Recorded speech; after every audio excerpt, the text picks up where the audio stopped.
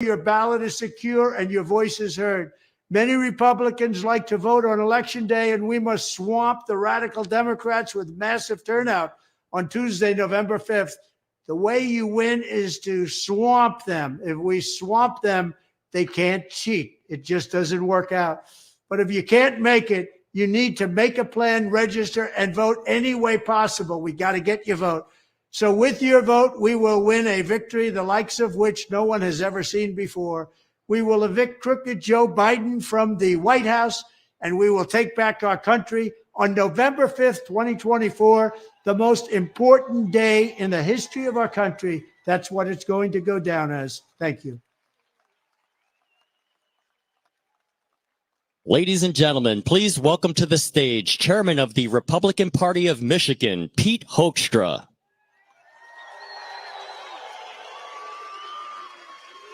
Hey, thank you. Welcome. And thank you for joining us. You know, we left Milwaukee yesterday. We left as a party that is united. We left Milwaukee as a party that is having fun. And we left Milwaukee as a party that is committed to winning in November.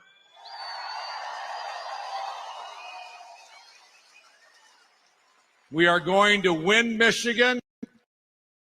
In Michigan, we will have elected Donald Trump as the next president of the United States of America. We invite you to join the Republican Party, a team that's committed to winning. You know, last week, Monday, we started our introduction of Michigan to America. We started it off on Monday afternoon during the roll call of the states. And we introduced Michigan as the home of the National College Football Championship team, the University of Michigan. Sadly, we also had to introduce Michigan to America as the home of the worst governor in the United States of America.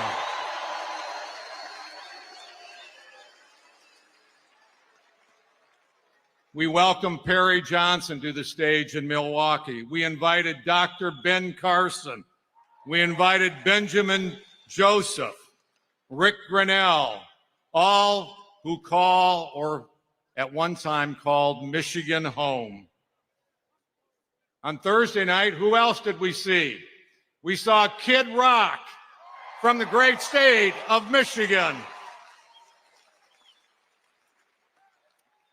And if you haven't seen it, take a look at the speech given by Pastor Lorenzo Sewell from Detroit. Awesome. What a great state. Thank you. Thank you for being here. Thank you for being part of a winning team. Thank you for welcoming Donald Trump and JD Vance to this great state of Michigan in Grand Rapids. And thank you. Thank you for all the work that you are going to do between now and November 5. We've got 109 days to bring it home. Let's do it. Let's go, Michigan. Thank you.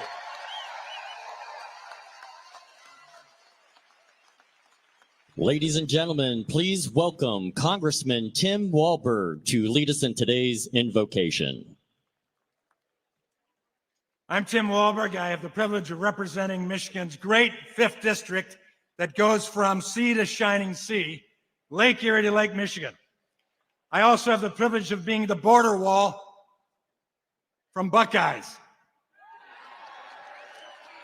Except for JD Vance. We'll be glad to have him here today.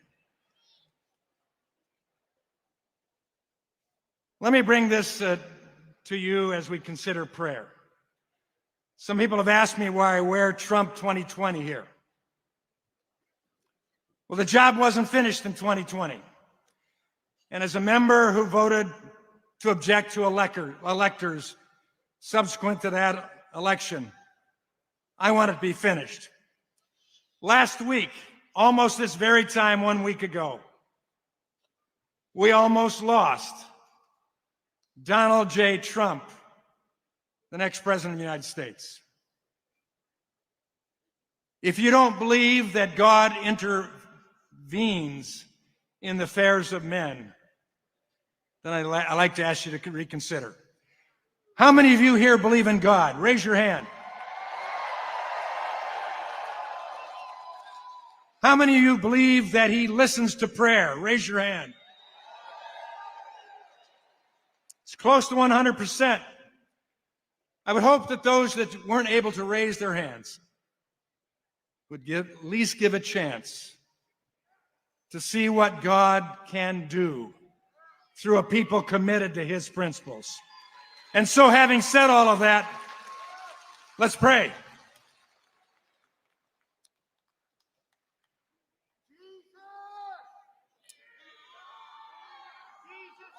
And so today, we come before you, our Father God. I come in the name of my Savior, Jesus Christ, grateful for where we are today after a fabulous Republican National Convention.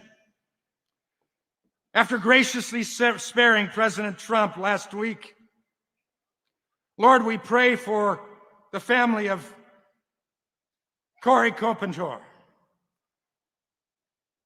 I pray that you will give them peace, that the Carpenter family will understand that your hand will be on them. We pray for the others who are recovering, and we're glad to hear that they indeed are recovering. Today we pray for Donald Trump and JD Vance. We pray for Melania Trump and Usha Vance and all the families. God, they've put themselves in the marketplace of ideas, but also a place at times of scorn and division and challenge. And yet, God, we thank you that they've stepped forward. God, I today pray as representative here in the great state of Michigan for a great district that was the birthplace of the Republican Party. I pray for unity in our Republican Party, beginning right here in Michigan. God, I pray for wisdom and success in winning the hearts and minds of fellow Americans who may not have come on our side yet, but God, I pray they will. And God, I pray for healing of our land, leading truly to be a shining city on a hill and a beacon of hope to a broken, hurting world. And so, our Father who is above all, hallowed, exalted, revered among every other name, your rule and reign with ultimate authority come to us today. Your will be done right where we are and where Donald Trump and JD Vance are.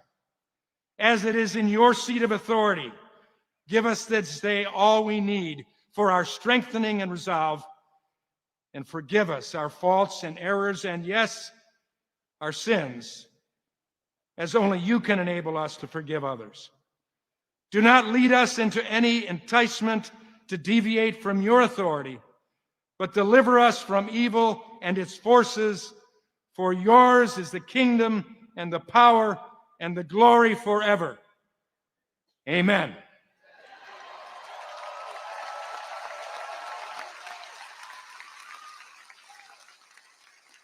Ladies and gentlemen, please welcome Army veteran Bill Whitty to lead us in the Pledge of Allegiance. Please remove your hats and hand over heart. I pledge allegiance to the flag of the United States of America and to the republic for which it stands, one nation, under God, indivisible, with liberty and justice for all. Thank you.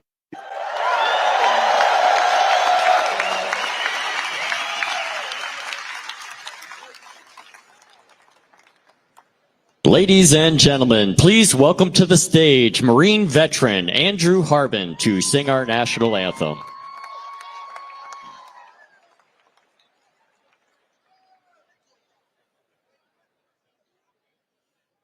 Oh, say, can you see him by the dawn's early light?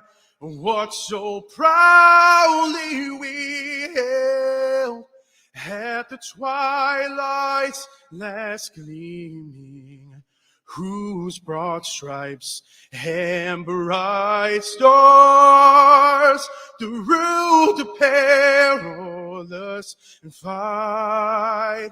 Oh, the ramparts we watched were so gallantly streaming, and the rockets' red glare, the bombs bursting in air, gave proof through the night, and that our flag was still there. Oh, say does that star-spangled banner yet wave? Oh, the land of the free and the home of the brave.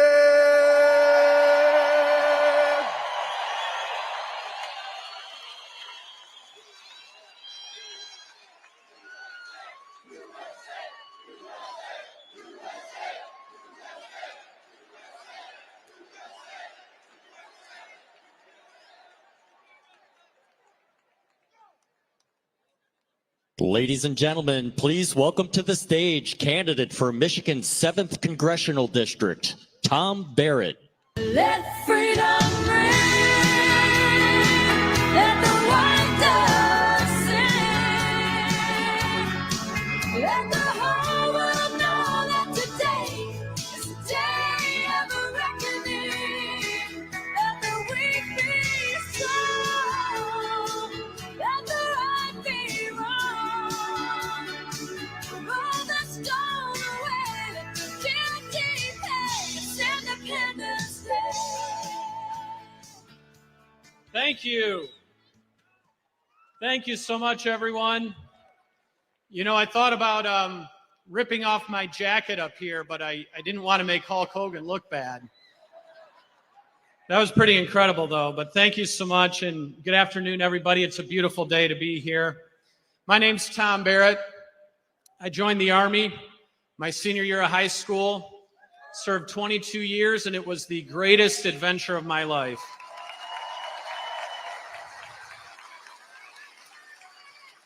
I'm an Iraq War veteran and running for Congress in Michigan's 7th Congressional District, just down the road from us here. But I'll tell you what I'm most proud of is that I'm a dad for 4 kids, 2 of whom are with me here today. And this district where I'm running is ranked as the most competitive and consequential congressional district in America. So no pressure on me, I guess. I'm proud to be endorsed by President Trump, and I am proud and thankful that he chose JD Vance as his running mate, a fellow post 9/11 veteran who will finally give our generation a voice in America's foreign policy. You all know just how bad Joe Biden has made it when the Army guy and the Marine are on the same page. In President Trump's remarks at the convention on Thursday night, he reminded us that we are one nation under God. Those words were first spoken by Abraham Lincoln in the Gettysburg Address. And in 1953, a congressman from here in Michigan introduced the bill that added those words to our Pledge of Allegiance.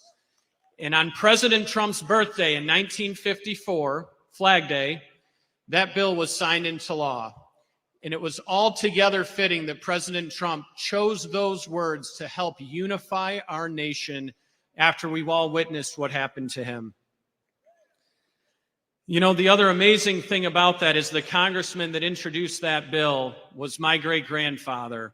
And we are so proud in my family to be living on his legacy.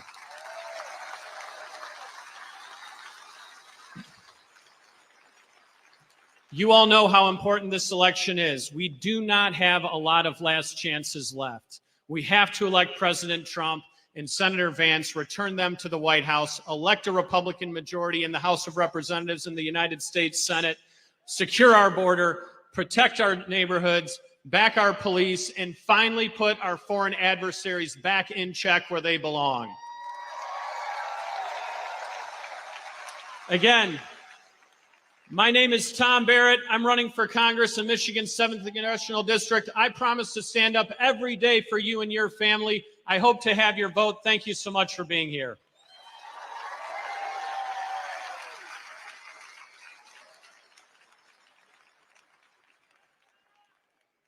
Ladies and gentlemen, please welcome to the stage Congressman Jack Bergman. If I don't survive, I was born free.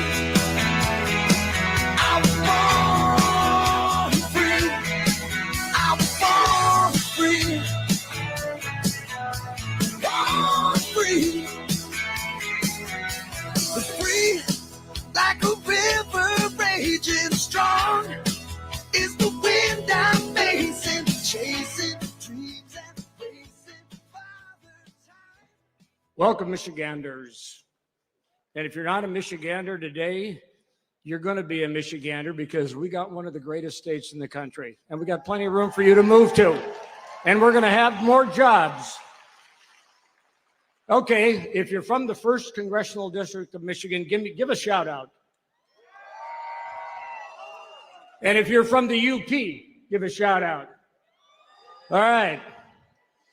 We had a term in the Pentagon called BLUF, B-L-U-F, bottom line up front. So let's start with that. We are all here today for the same reason, to fire, I repeat, fire Joe Biden and Kamala Harris.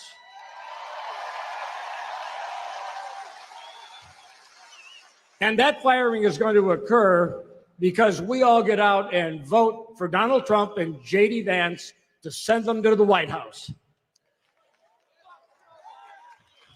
Let's talk a little bit about what's at stake this year. Our border is a crisis. And let me be clear, this is Joe Biden and Kamala Harris's disaster. The supposed border czar hasn't lifted a finger, and over the course of Biden's presidency, he has let in around 8 million illegals through our broken border. That's basically the entire population of Michigan minus Oakland County. This didn't happen by accident. They know that President Trump's border policies were working, but on day one, Biden ended every policy that was working. It's time to send President Trump back to Washington and secure our border once and for all. Globally, I am confident that President Trump will usher in brighter days for our nation and our allies. We will create peace through strength. We will stand with our allies. We will rebuild our military, take care of our veterans, and restore our role as the greatest military power the world has ever seen. The world will once again know that there is no greater ally and no fiercer enemy than the United States of America. And here's what I know for sure. When President Trump sets his mind on doing things, they get done. He promised us in Michigan that he'd build a new Sulak. And following his aggressive prompting, the project is well underway. He promised to secure funding for the Great Lakes, and he made sure it happened. He promised us that we were going to provide real choice for our veterans, their families, and he stuck with it and got it done. President Trump has promised to secure our border, cut inflation, and usher in renewed American greatness. You can count on Donald J. Trump to make America great again. God bless you all. God bless America. Thank you.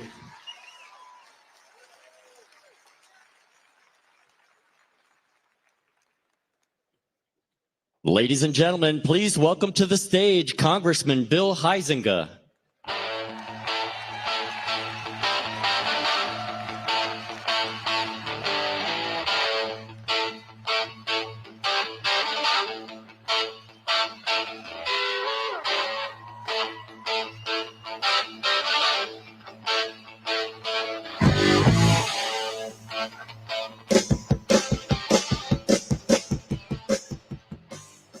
I kind of like the little Ted Nugent keep going. That's good stuff. Actually, okay, that's a good question. Let's start with this. Who was there on election eve of 2016? I had the honor of speaking at that. Who was there on election eve of 2020? You know, I had the honor of speaking at that one too. Ted Nugent and I have something in common. That's about it, I think. I can't play a guitar either. But I just want to say welcome to West Michigan. I'm Bill Heisinga. I'm the Trump-endorsed candidate for the 4th Congressional District, and I am thrilled to be here today with you. Now, I also have endorsed President Trump. We did that in June. Actually, Jack and Tim and all of the Republican Michigan delegation did that. Now, not just this past June, June of last year. So 13 months ago, we came on board because we knew Donald J. Trump was the right man, the right time for the right job. Don't you agree? That's right. So you may be asking yourself, well, at least the media might be asking themselves, Grand Rapids, Michigan. Why are we in Grand Rapids, Michigan? Why are we in Michigan at all? Well, I'll tell you why. It's Trump country, that's right. But it's also a self-declared, quote, blue wall from Joe Biden's campaign. Well, guess what? Joe Biden, just like Hillary Clinton in 2016, is going to find out that that blue wall here in the Midwest, in Wisconsin, Michigan, and Pennsylvania, that wall is crumbling for them like a cookie, and it's going in for Donald Trump. So Donald Trump knows that. That's why he's here. And in fact, he even took a guy from Ohio to come here. Okay, pause for boos from the Michigan fans. I know that's now, but we're making progress, folks. We're making progress. JD Vance did admit he needs Michigan. Now, that might be the first time we've seen that from a person from Ohio, but we know that Michigan is part of this because guess what? The road to the White House runs through Michigan. And what happens when we deliver Donald Trump at 1600 Pennsylvania Avenue, we have to make sure there's 2 other allies there. A Senate majority, and that's why we need to get Trump-endorsed Senator Mike Rogers elected here from Michigan. And we need to have a House, a Republican majority in the House. And Michigan's got an amazing opportunity with people like Tom Barrett to be able to add seats to that majority. And here's why it's so important. In 2017, February 14 of 2017, the first bill that President Trump signed into law happened to be a bill that I authored, and it had to do with energy security. Now, guess what? That agenda of border security, energy security, economic security, that goes nowhere if Donald Trump doesn't have allies up from 1600 Pennsylvania at the Capitol. So that's why we need to make sure he has a Republican majority in the House and the Senate. And he needs one other vital thing. This movement, our movement, this Make America First movement, is a Michigan first movement. But guess what, folks? Donald Trump is making you the movement right there, and he's putting you first. It's not just make Michigan and make America first and great. It's make you great. So thank you, everybody, for being here. We're looking forward to this election. We're going to be working hard, and let's deliver Michigan.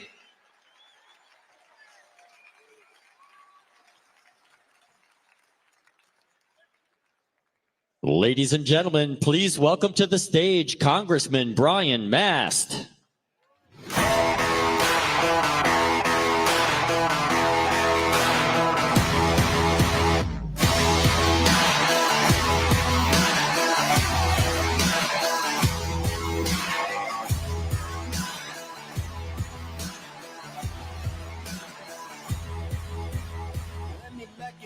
To the start of the club. raised with an army of vipers and lions. I had to keep on reaching up, cause it was my time to tear down the kingdom, call out the lions. Got a jail on my heart from the passionist. Got those nails in my mouth for impressionists. Spent too much money on a therapist. Couldn't fix me, I accepted it. Gladiator, gladiator, gladiator. Pick to fight with the gods, I'm the giant slayer. Good afternoon, Grand Rapids. How y'all doing today? I couldn't be more proud than that my roots are from right here. By only by the grace of God did I graduate South Christian High School back in 1999. But you have an amazing home. Love spending my summers everywhere from Grand Haven Beach to Holland Beach, from Glen Lake to Gun Lake, Tigers games, Whitecaps game. You have an amazing home here. I love this place. I got to start with this. We all have to start with this. A salute to every single one of our veterans. If you served in the Army, the Navy, the Marines, the Air Force, the Coast Guard, the Space Force, stand up and let this crowd give you a salute.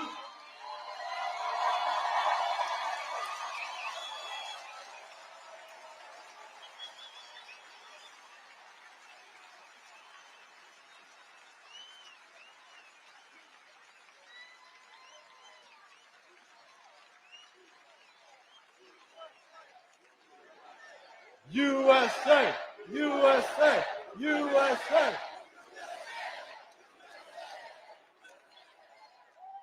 This is the simple fact of the matter. There is only one person in this race that is fighting to make America worth the sacrifice of each and every one of those veterans, and that's Donald J. Trump.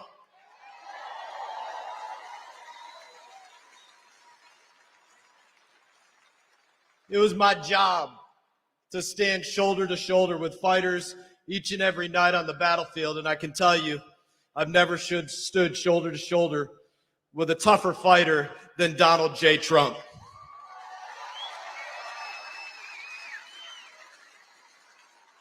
For those of us that go out there night after night and risk our lives on the battlefield, the fact of the matter is, you can only do it for one reason and one reason alone, and that's because you believe that the cause that you are fighting for is more important than your own life.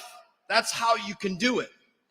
Donald Trump risks his life for you. And Donald Trump risks his life for America because he believes that America is more important than the breath in his lungs and the beat of his heart. That's our president.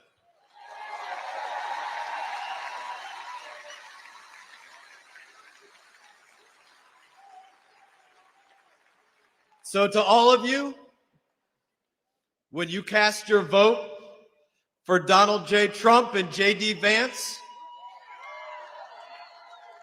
you're not just going to make America great again. You are going to make Michigan and America greater than they have ever been. God bless.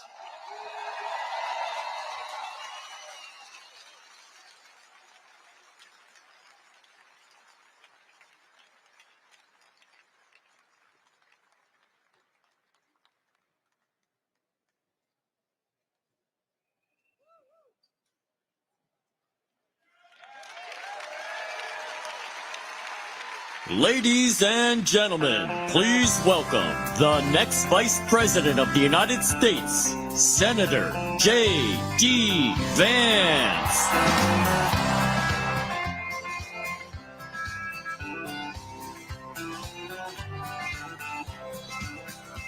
Why don't we liberate these United States? We're the ones who need it worst. Let the rest of the world help us for change, and let's rebuild America first. Our highways and bridges are falling apart. There's things to be done all over, but let's rebuild America first.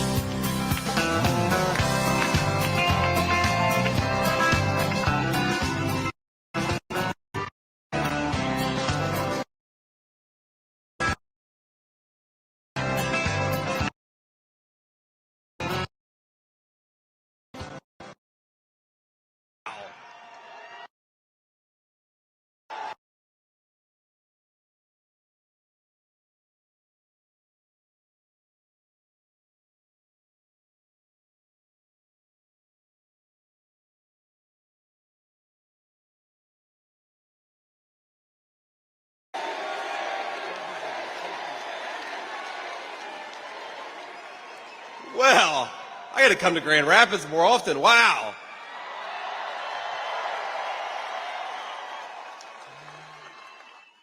Thank you all so much. It is wonderful to be here with you all, and I've got to say that incredible crowd and incredible turnout.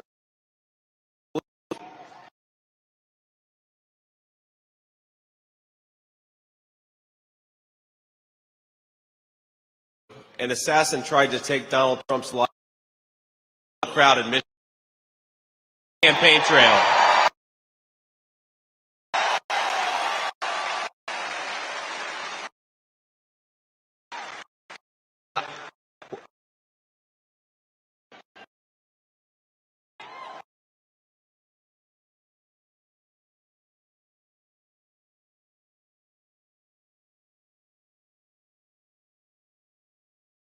Brethren, guys, we got to win Michigan. That's the most exciting.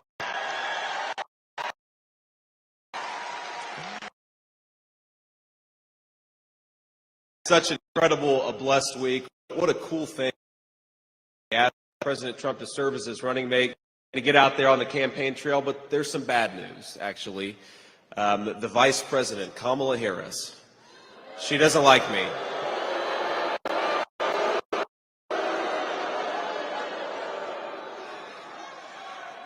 Kamala Harris said something to the effect that I have no loyalty to this country.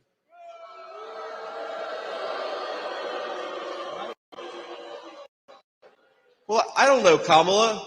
I did serve in the United States Marine Corps and build a business. What the hell other than collect a check?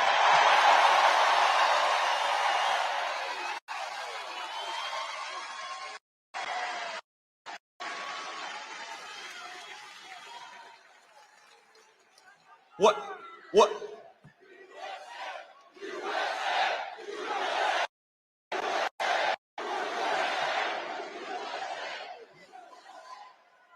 What has she done other than collect a check from her political offices? And we have to give her credit, my friends.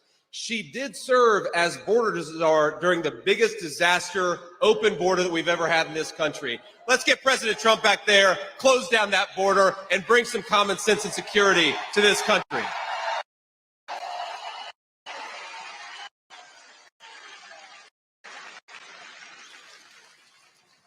Now, I don't know if you all watched the RNC convention, but some of you may not know me.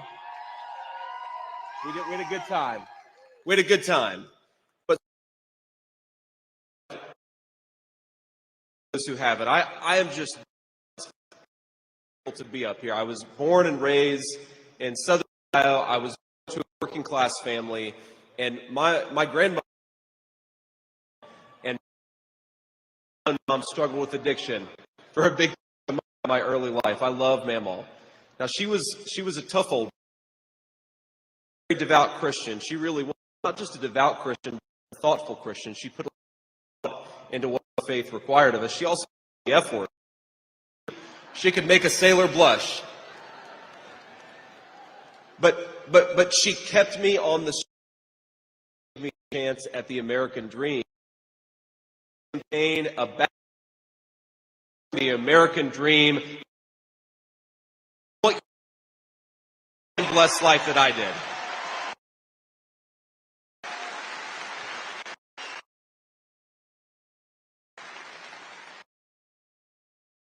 A big belief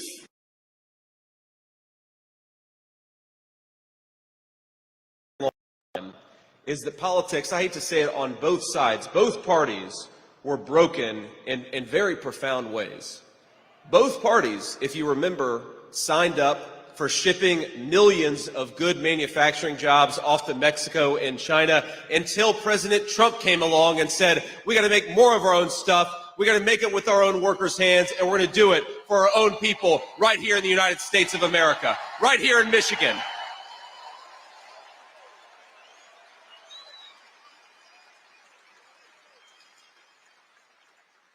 And the thing that is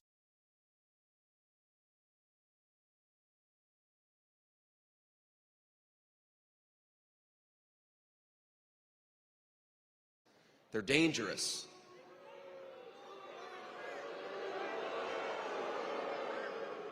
I'm glad you all feel the same way about the media as I do. But what is radical about making more of our own stuff in Michigan, in Ohio, in Pennsylvania? Nothing. What is radical about telling the drug cartels and the violent gangs across the world, you're not welcome in this country?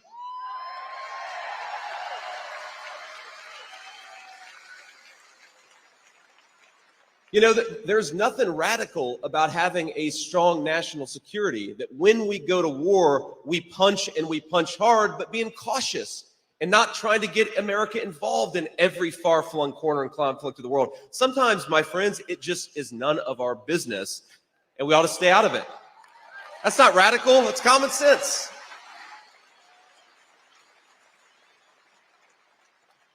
And there's nothing radical about stopping the poison and the gangs and the criminals from taking care of our country. We got to shut down that border, shut down the fentanyl, and make America safe for American citizens again.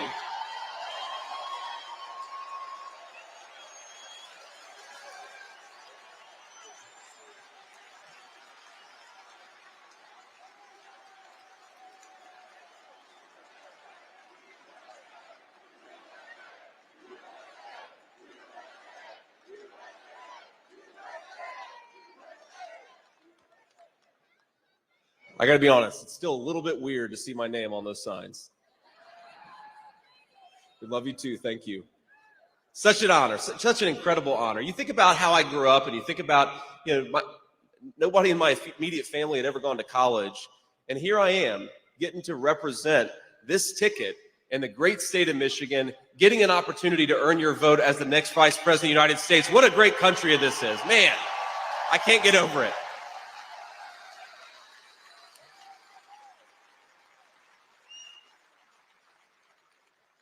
Now, I want to close here in a second because I know the president wants to talk with you, and that's Semper Fi. God bless you, sir. And we're gonna fire this crowd up, and the president's going to do a great job. So I'm going to be out here, I think, in a second to introduce him. But I'm sure each of you had your own favorite moment from the convention, and of course, my most favorite moment, the moment that really brought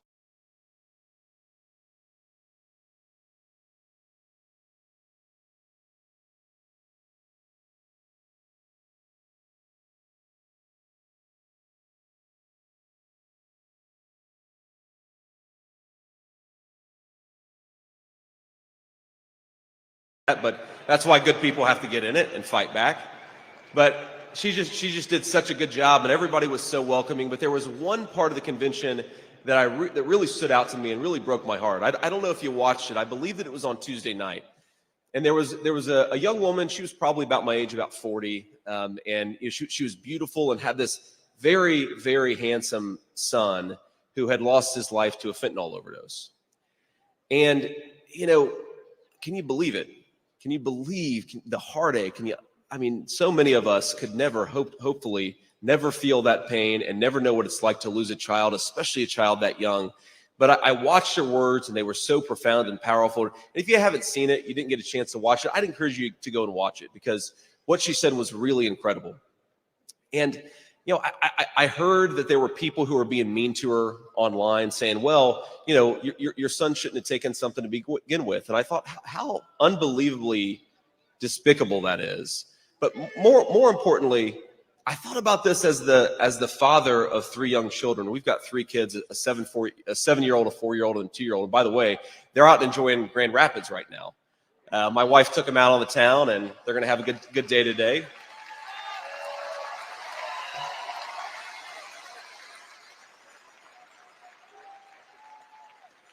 But if you have kids, whatever their ages, kids make mistakes. They just do. And one of the things that President Trump wants to do is build the kind of country where kids can make mistakes and learn from them instead of those mistakes taking their life. Isn't that just common sense?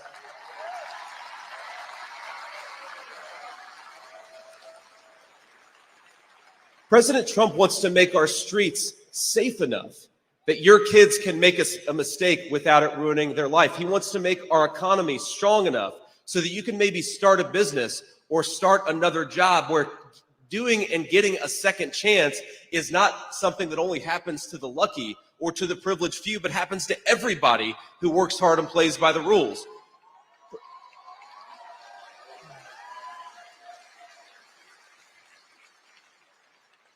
President Trump, in other words, wants to build a country that actually works for the citizens of this country once again. He did it for 4 years. He did it so successfully for 4 years. We've never, think about this, my friends, we have never had an election where you have 4 years of one guy and 4 years of the other guy. And who could possibly reject the idea that 4 years of President Trump has been a hell of a lot better than 4 years of Joe Biden, right?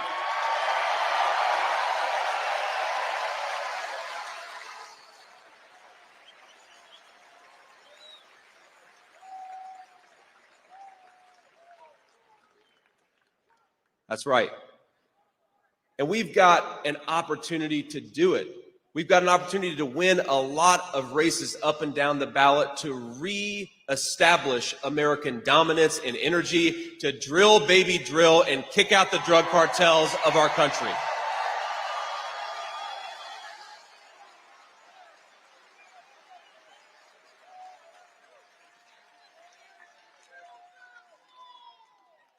Man, what are they putting the water in Grand Rapids here? You guys are a lot of fun.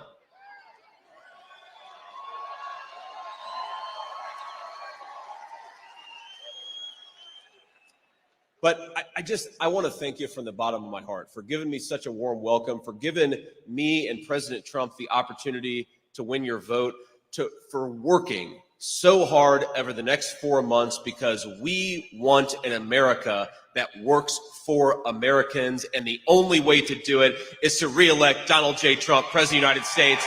I'm going to do everything I can. I know you will too. God bless you and thank you, each and every one of you, from the bottom of my heart. I'm so grateful, and I won't forget it.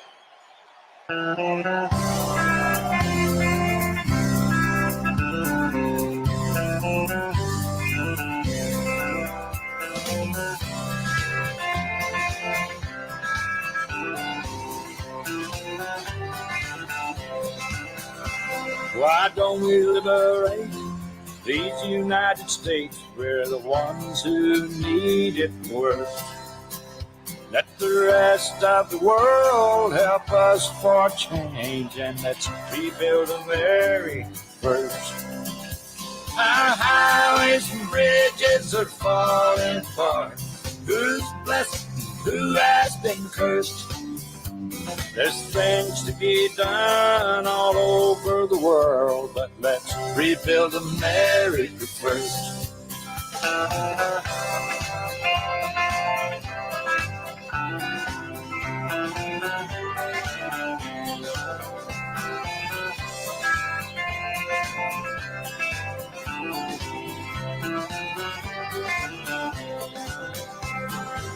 Who's on the hill and who's watching the valley? Who's in charge of it all? God bless the army and God bless our liberty. Jack up the rest of it all. Yeah, men in position are backing away. Freedom is stuck in reverse. Let's get out of Iraq, get back on the track, and let's rebuild America first.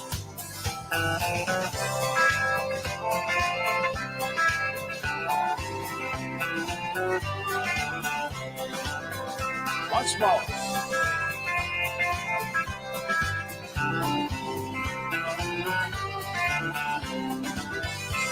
Why don't we liberate these United States? We're the ones who need it the most. You think I'm blowing the smoke? Boys, it ain't no joke. I make 20 trips a year from coast to coast.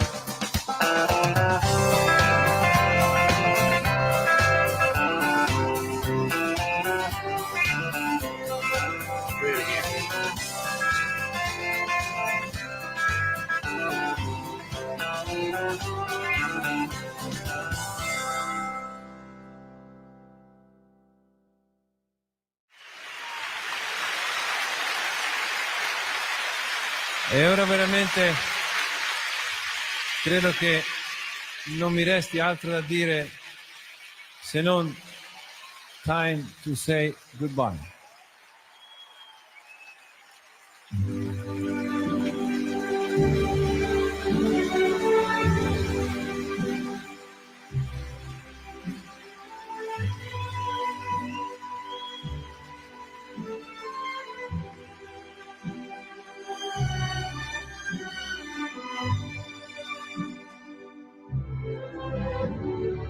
Quando sono solo sogno all'orizzonte e mancano le parole.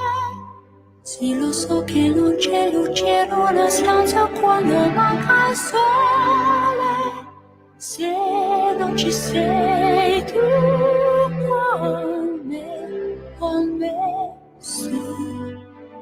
Le finestre mostra tutto il mio cuore che è acceso. Chiudi dentro me la luce che ho incontrato per strada.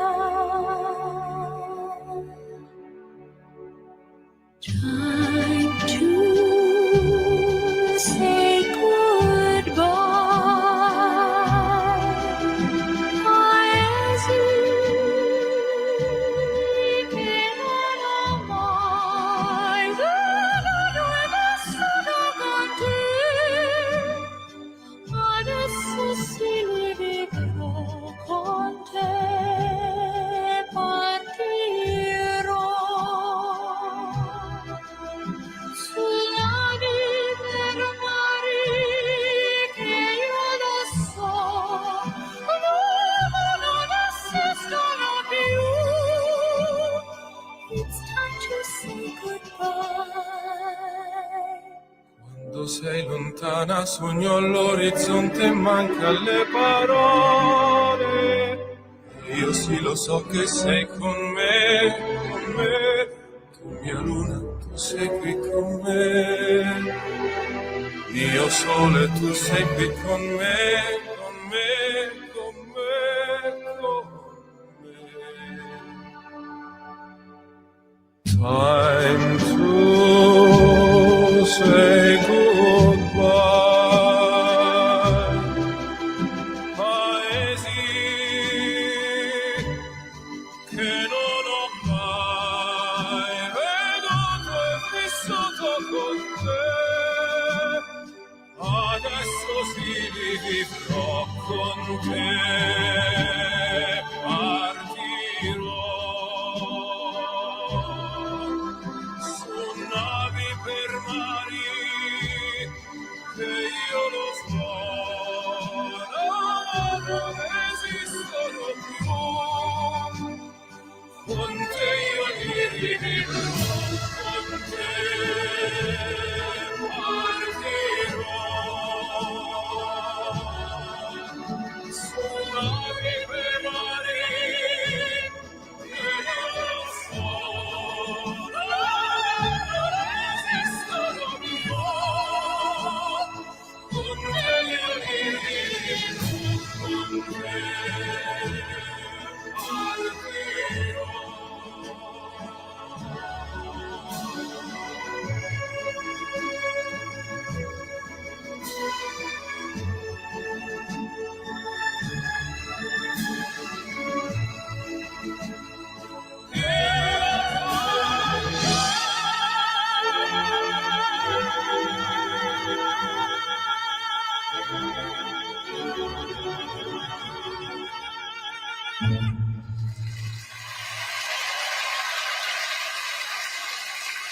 Grazie. Io vorrei il maestro Candrelli qui tutti i miei amici e vorrei qui anche l'infaticabile Veronica che è stata al mio fianco davanti e dietro sempre per questa avventura. Comunque tutti coloro che sono stati con noi possano venire sul palco qui. Grazie.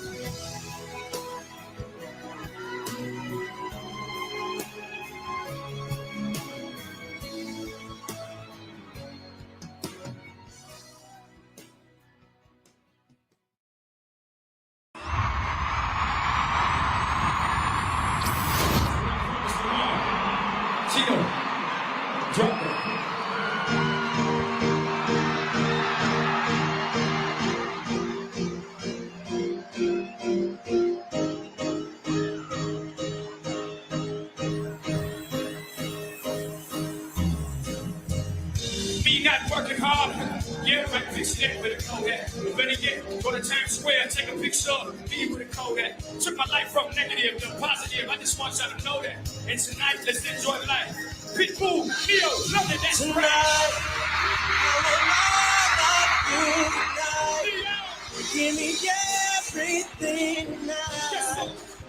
For all we know, we might not get tomorrow. Let's do it now. Break it down. Let's do it tonight. Everybody represent London. Put your hands in the air. Got somebody say, let's turn away. Give me everything now. Give me everything now. Let's ride. Give me everything now. Let's go. Hey. Give me everything Take advantage of the night. Cause tomorrow I'm off to do battle before I'm a princess. But tonight, I can make you my queen and make love to your endless. It's insane the way the name growing. But keep going, hustle, moving status. So I'm tiptoeing to keep going. I got it locked up like Lizzie Owen. Put it on my life, baby. I'm making feel right, baby. Can't promise tomorrow, but I promise tonight. Excuse me, hey, and I might take a little more than I should tonight. And I might take you home with me if I could tonight. Baby, I'ma make you feel so good tonight. Cause it might be Yo, talk tonight. I will not love you tonight. Give it to me. Give me everything tonight. For all we know, we might not get tomorrow. Let's do it tonight. down. Let's do it. Break it down. If you represent that with me today, put your hands to the sky. Somebody says let's go. Hey. Yes, so what? What?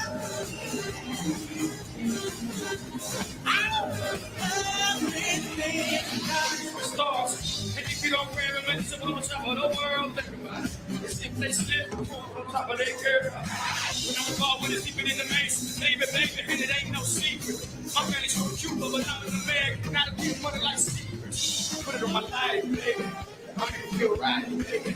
Can't promise tomorrow, but I promise tonight. Excuse me, but I might drink a little more than I should tonight.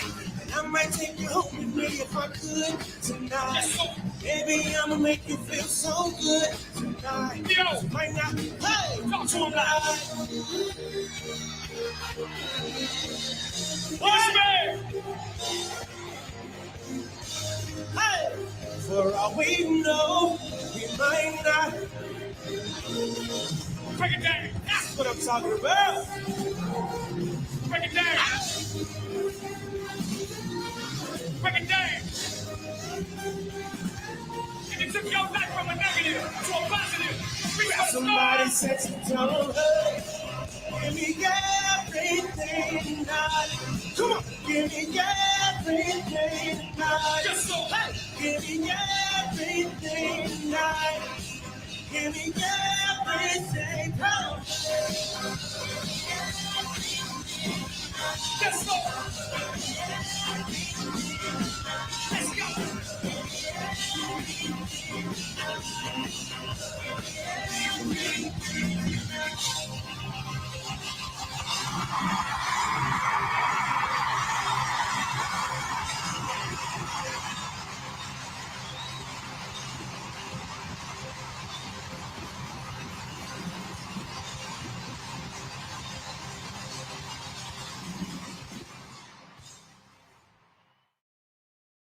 From the very first day that we take back the White House from crooked Joe Biden, the worst president in the history of our country, I believe that we're going to have 4 of the greatest years in the history of our country. I will once and for all secure our elections. We're going to go to paper ballots. We're going to have same-day voting, voter ID. We're going to do it properly. We're going to have good, secure, beautiful elections. We never want what happened in 2020 to happen again. But until then, Republicans must win. And we must use every appropriate tool available to beat the Democrats. They are destroying our country. Whether you vote early, absentee, by mail, or in person, we are going to protect the vote. That's the most important thing we have to do, is protect the vote. Keep your eyes open, because these people want to cheat, and they do cheat. And frankly, it's the only thing they do well. We will make sure your ballot is secure and your voice is heard. Many Republicans like to vote on Election Day, and we must swamp the radical Democrats with massive turnout on Tuesday, November 5th. The way you win is to swamp them. If we swamp them, they can't cheat. It just doesn't work out. But if you can't make it, you need to make a plan, register, and vote any way possible. We got to get your vote. So with your vote, we will win a victory, the likes of which no one has ever seen before.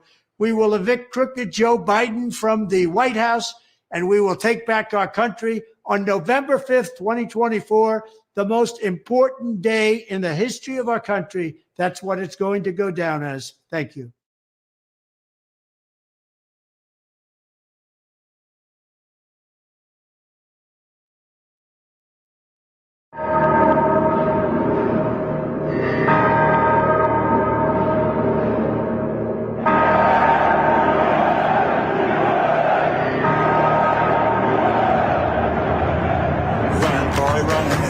This world is not meant for you. Run, boy, run. They're trying to catch you. Run, boy, run.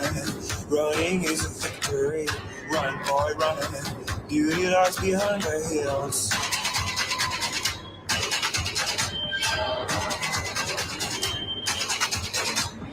Run, boy, run. The sun will be guiding you. Run, boy, run. They're dying to stop you. Run, boy, run. This race is a prophecy. Run, boy, run. break out from society.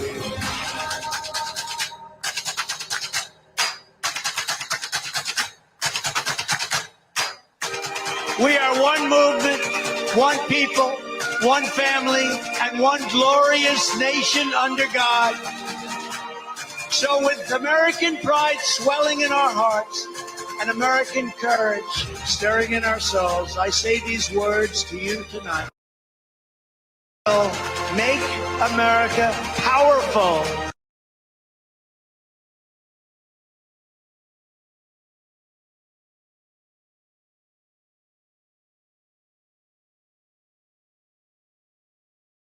We will make America proud again. We will make America safe again.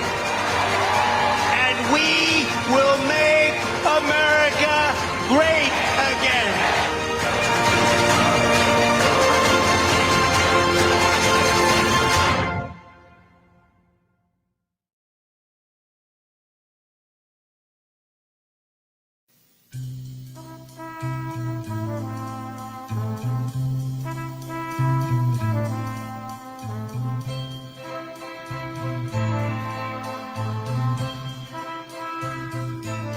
There must be lights burning brighter somewhere.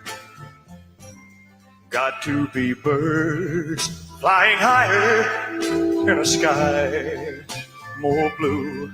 If I can dream of a better land where all my brothers walk hand in hand, tell me why, oh why can't my dream come true? Oh why? There must be peace and understanding some kind. Strong winds of promise that will blow away all the doubt and fear.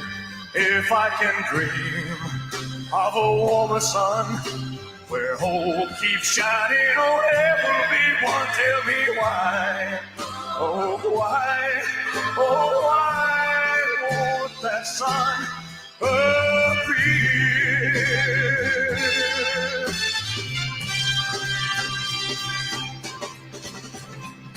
We're lost in a cloud with too much rain. We're trapped in a world that's troubled with pain. But as long as a man has the strength to dream, he can redeem his soul and fly.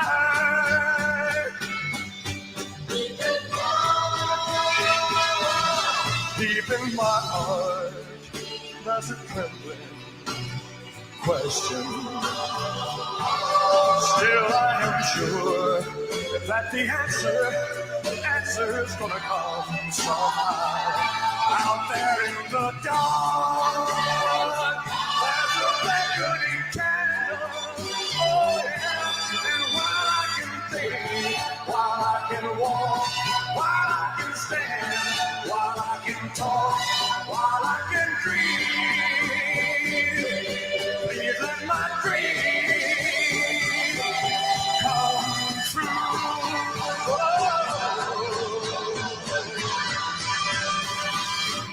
Right now, oh, let it come true right now.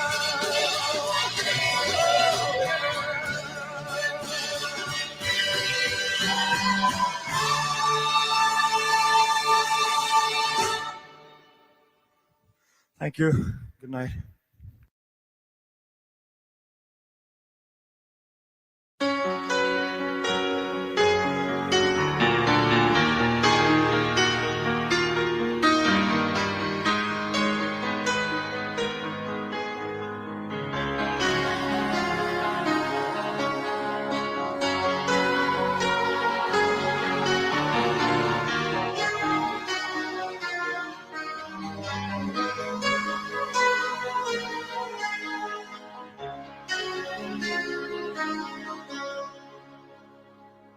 I don't wanna talk about things we've gone through, though it's hurting me. Now it's history. I played all my cards, and that's what you've done too. Nothing more to say, no more race to play. The winner takes it all, the loser standing small beside the victory. That's her destiny. I was in your arms, thinking I belonged there. I figured it made sense, building me a fence, building me a home, thinking I'd be strong there. But I was a fool, laying by the rules. The gods make paradise, their minds as cold as ice, and someone way down here loses someone dear. The winner takes it all, the loser has to fall. It's simple and it's plain. Why should I complain? But tell me, does she kiss like I used to kiss you? Does it feel the same when she calls your name? Somewhere deep inside, you must know I miss you. But what can I say? Rules must be obeyed. The judges will decide, the likes of me are mine. Spectators of the show always stay alone. The game is on again. A lover or a friend, a big thing or a small, the winner takes it all. I don't wanna talk if it makes you feel sad, and I understand you've come to shake my hand. I apologize if it makes you feel bad, seeing me so tense, no self-confidence. But you see, the winner takes it all.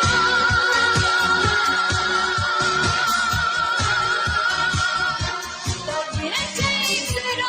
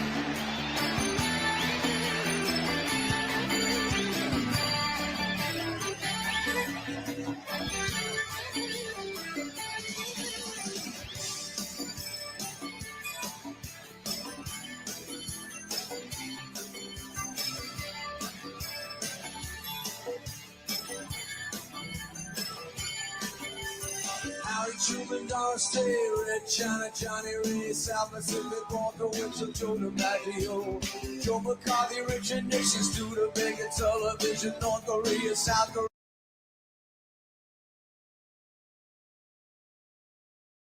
She says I am a goodbye.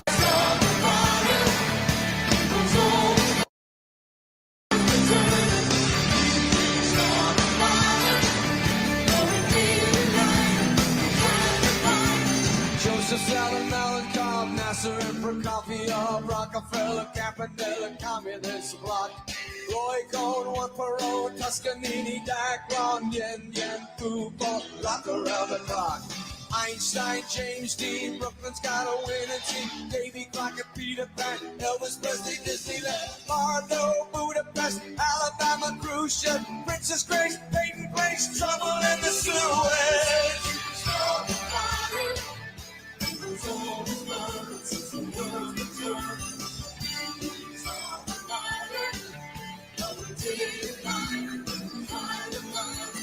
Little Rock, Pasternak, Mickey Mantle, Kerouac, Sputnik, Joe and my bridge on the river block, Lebanon, Charles de Gaulle, California baseball, start on a homicide, children of the little mile.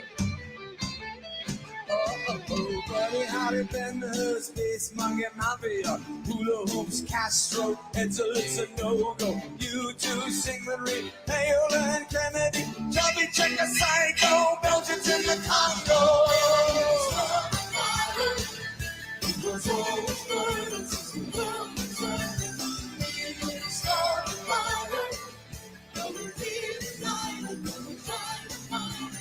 Hemingway, Eichmann, stranger in a strange land, Bill in Berlin, Bay of Biggs invasion, Lawrence of Arabia, British Beatlemania, Ole Miss, John Grant, Pope Paul, Malcolm X, British politicians, JFK, blown away. What else do I have to say?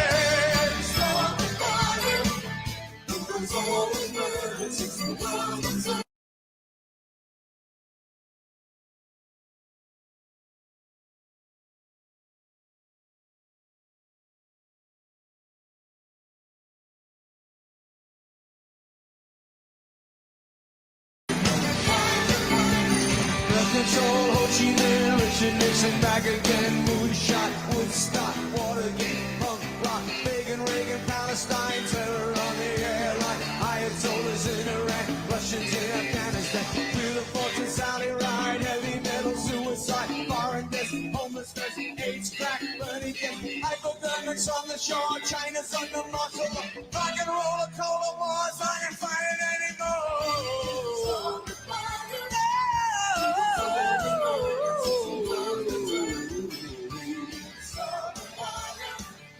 When we are gone, we still burn on and on. And on and on and on and on and on. We didn't stop the fire. We didn't stop the fire. We didn't stop the fire. We didn't stop the fire. We didn't stop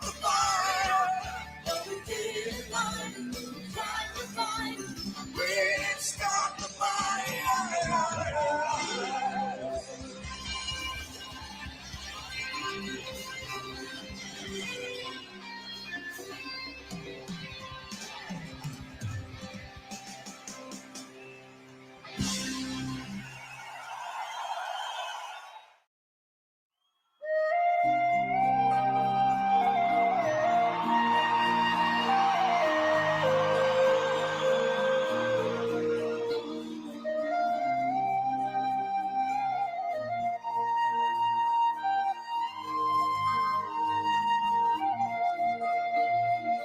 Every night in my dreams, I see you, I feel you. That is how I know you. Go on.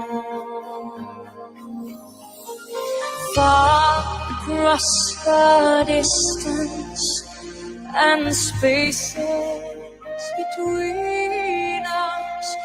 You have come to show it. Go on. Near, far, wherever you are, I believe that my heart does go on.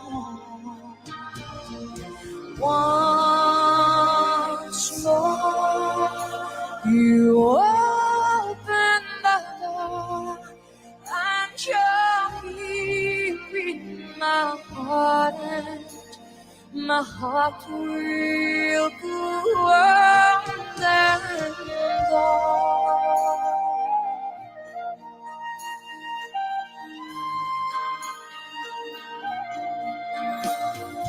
Love can touch us one time and last for a lifetime, and never let go till we're gone. Love is when I loved you one true time. I hold you in my life, will always go on. Near, far, wherever you are, I believe that the heart does go on. Once more, you open the door, and you're here in my heart, and my heart will go on and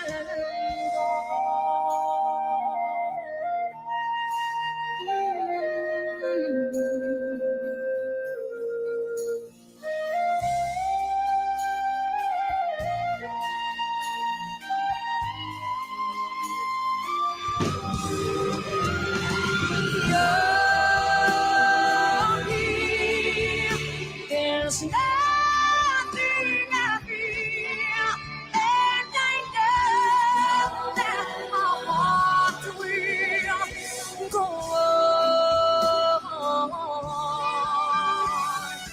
We'll say forever this way. You are safe in my heart, and my heart will go on and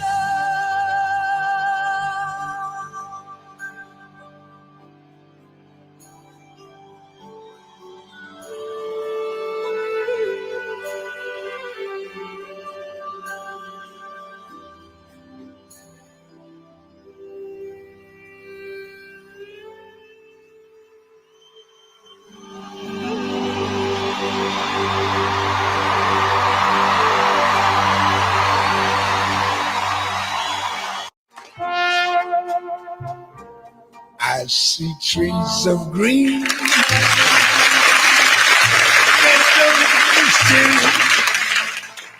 I see them blue for me and you.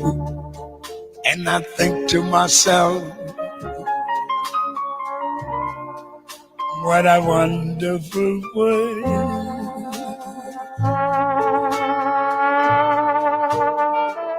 I see skies of blue, clouds of white,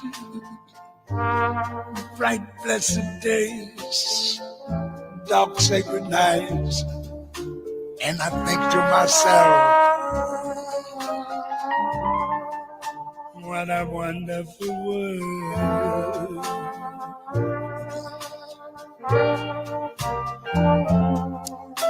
The colors of the rainbow, so pretty in the skies, all also on the faces of people going by. I see friends shaking hands, saying, how do you do? They're really saying, I love you. I hear babies crying. I watch them grow. They'll learn much more than I'll ever know. And I think to myself, what a wonderful world. Yes, I think to myself, what a wonderful world.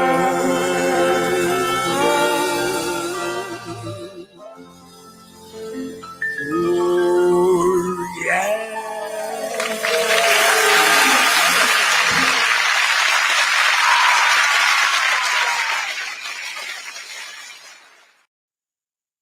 I've been selling my soul, working all day, overtime hours for bullshit pay, so I can sit out here and waste my life away, drag back home and drown my troubles away. It's a damn shame what the world's gotten to for people like me, people like you. Wish I could just wake up and it not be true, but it is. Oh, it is living in the new world with an whole soul. These rich men north of Richmond, Lord knows they all just wanna have total control. Wanna know what you think, wanna know what you do, and they don't think you know, but I know that you do. 'Cause your dollar ain't shit, and it's taxed to no end. 'Cause the rich men, 'cause the rich men.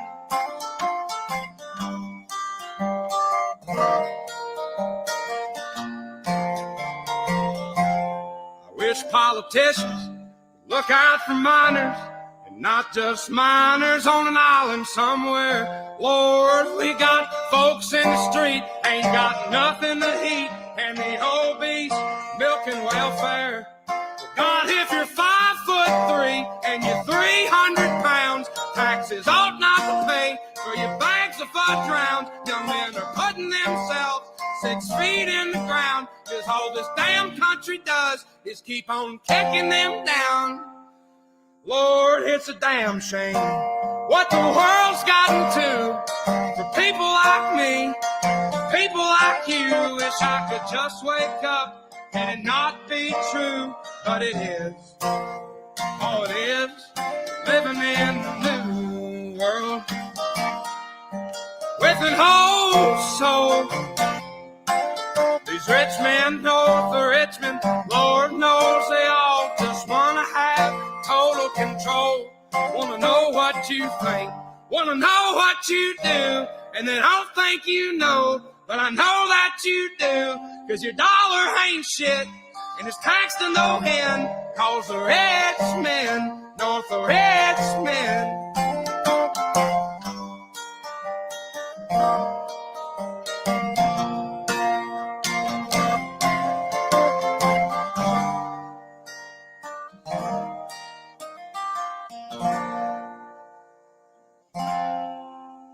I've been selling my soul, working all day, overtime hours for bullshit pay.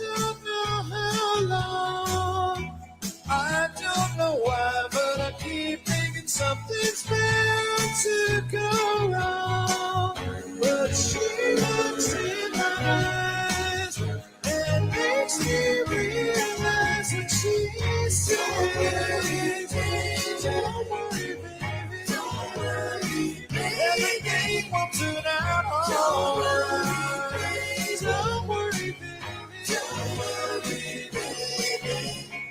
Ooh, I guess I should have kept my mouth shut when I started to brag about my car. But I can't back down now because I pushed the other guys too far. She makes me come alive and makes me want to drive when she says, don't worry, baby, don't worry, baby. Everything will turn out all right. Don't worry, baby, don't worry, baby.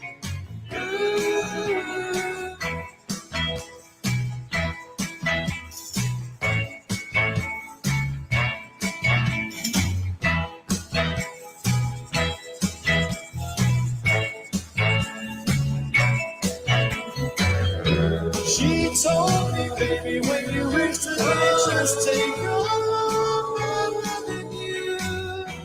And if you knew how much I love you, baby, nothing can go wrong with you. Oh, what she does to me when she makes love to me and she says, don't worry, baby, don't worry, baby. Everything will turn out all right. Don't worry, baby, don't worry, baby. Everything will turn out all right. Don't worry, baby, don't worry, baby.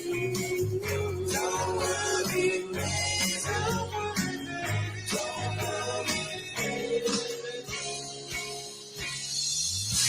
Judd Foster in this video for Operation Smooth.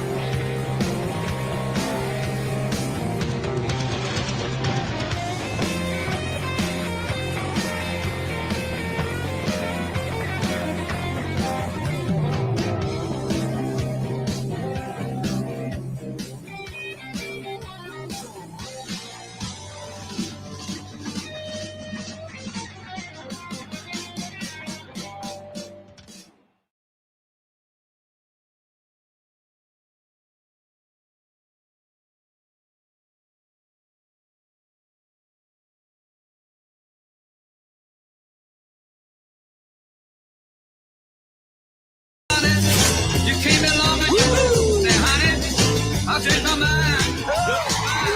Goodness gracious, balls of fire.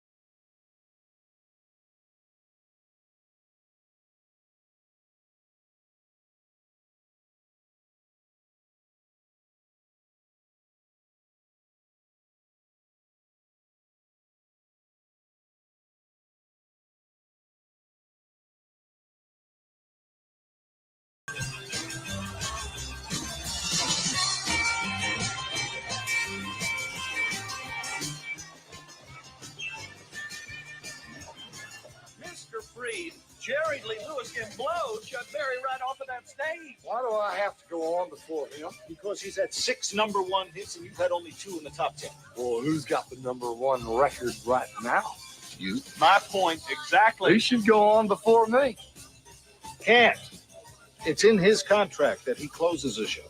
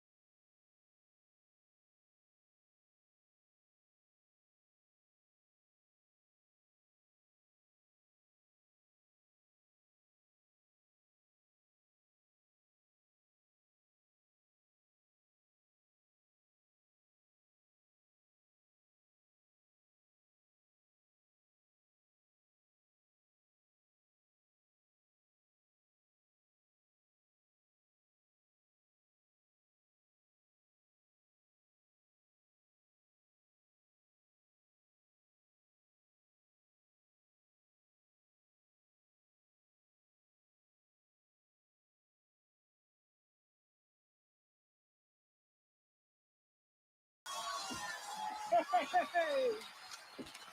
Follow that, killer.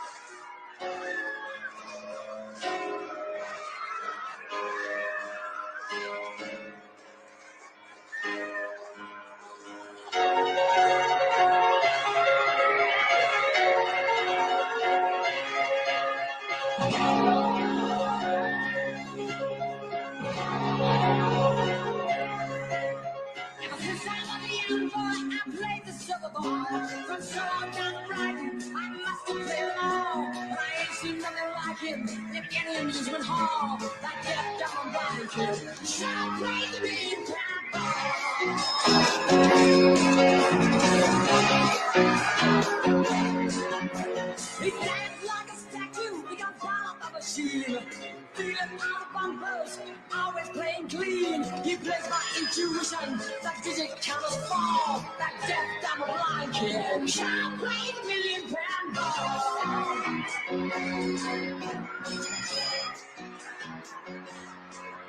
He's a pinball wizard, there has to be a twist. A pinball wizard got such a circle wrist. I don't know what makes him so good. Oh, he ain't got no distractions, can't hear no buzzes and bells. Don't see lights and flashing, he plays by sense of smell. Always has a replay, never tips at all. That deaf, dumb, and blind kid sure plays the beat pinball.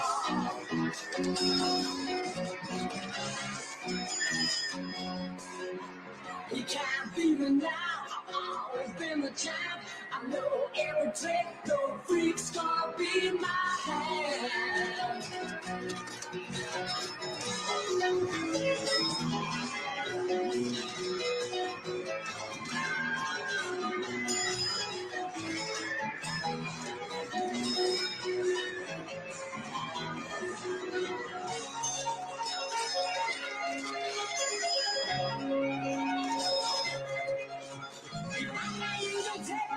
He got beat the best. He's a sapper's leading in, and he just got the rest. He's got crazy clever fingers. I've never seen him fall. That deaf, dumb, and blind kid sure plays a million pinball.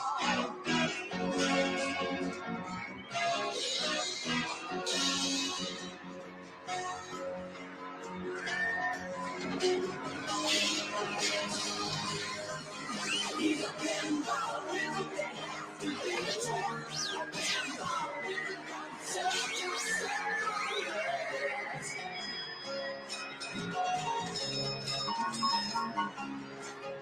He's a pinball wizard, the score chicken lord. A pinball wizard, the one you pinball lord.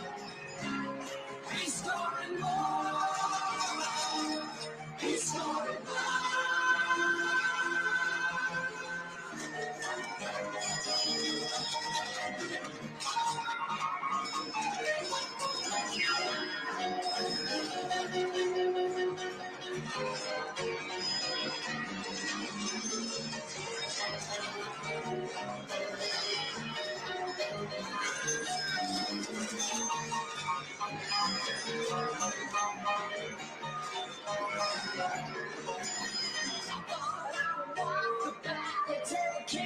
But I gotta hang my pinball crown to hell.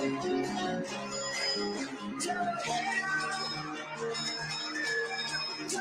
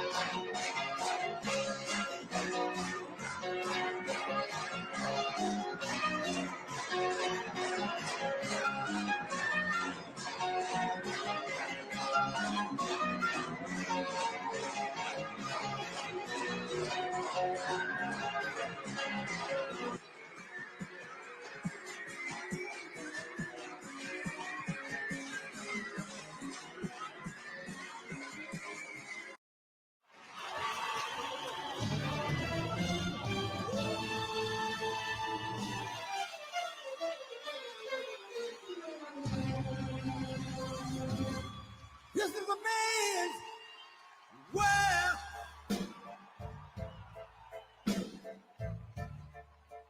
This is a man's world.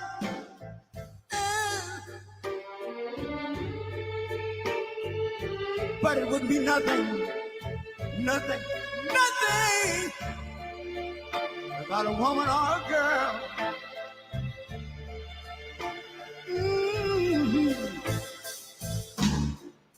You see, man made the car. It takes us over the road. Man made the train. Carry the heavy load.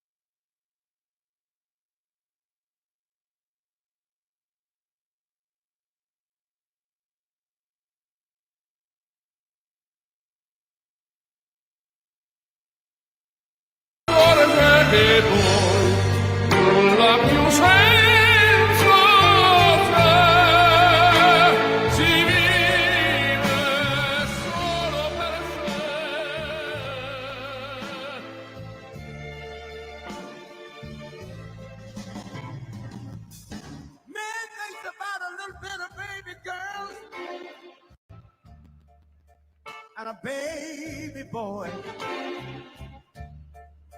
Man, make them happy because man, make them toys. But after, man, make everything he can. Man, make lira, pesos, dollars, rubles, buy from every good woman, every man. This is a man's world. But when we love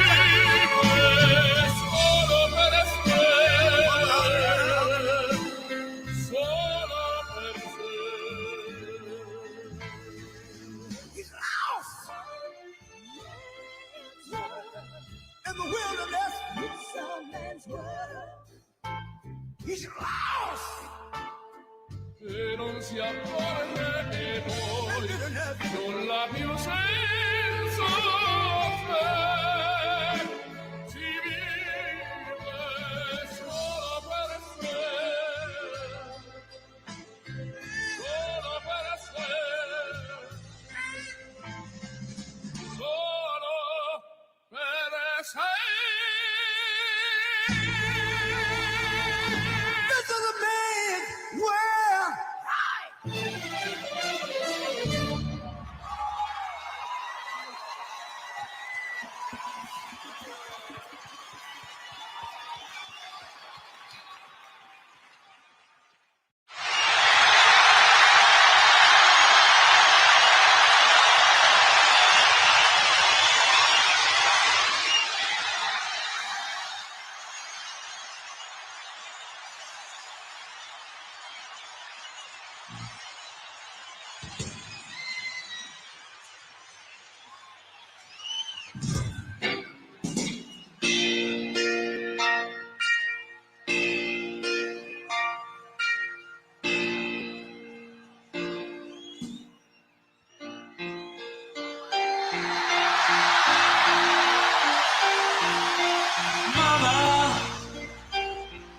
Skilled a man, God against his my trigger, now he's dead.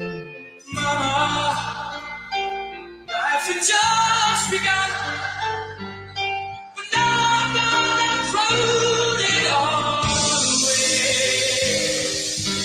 Mama,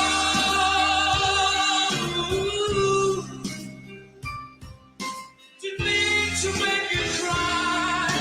If I'm not back again this time tomorrow, carry on, so nothing really matters.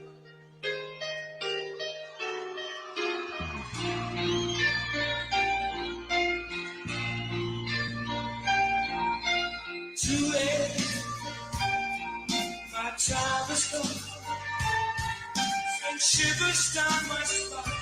Body's aching all the time. Goodbye, everybody. I've got to go. Leave it all behind. For truth.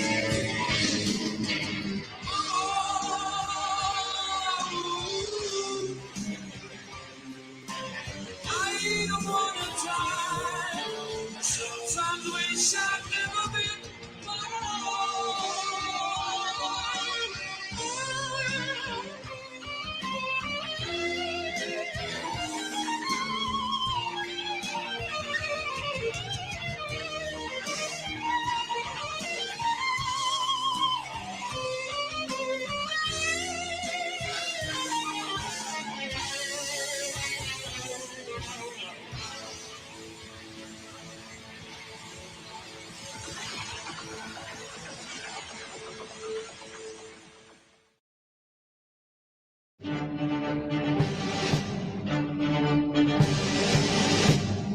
Distinguished guests, the President of the United States. America is a nation that can be defined in a single word. I was When Joe Biden came into office, he inherited success. All Biden had to do was do nothing, just not screw it up. We went from safe streets to record crime. Are you for defunding the police? How are you defining defund the police? We went from $2 gas to $4 gas. We are in the longest sustained period of a wrong track number that high in the history of our poll. We went from stable prices to record inflation. Over $1,300 million. You can't put two sentences together. After I signed the PAC Act, Ketanji drowned Jackson. Putin's photography. Yeah. He can't find the stairs off a stage when he makes a speech. We have Joe Biden with an open border, a red carpet invitation. If you're a terrorist, come murder Americans here today. Joe Biden came in office and unsecured the border on purpose. I want a number. How many people have you let into this country? You don't know. Does anybody know? None of you know. We're in the middle of a war in this country. It is a war between those of us who love the United States of America and a fringe minority who hates this country and what we stand for. Is the United States safer from foreign terror threats today than when Joe Biden took office? If you took the 10 worst presidents and added them up, they would not have done the damage to this country as Joe Biden has done. Trump handed him an economy on a silver platter. Raise your hand if you think President Trump's policies on the economy would be better for your family. All right, so that is everybody. 2, 10, 12, 15. Whoop, stepping on them. That's black. Anyway. Joe Biden, I don't believe he knows what he's doing. I really don't.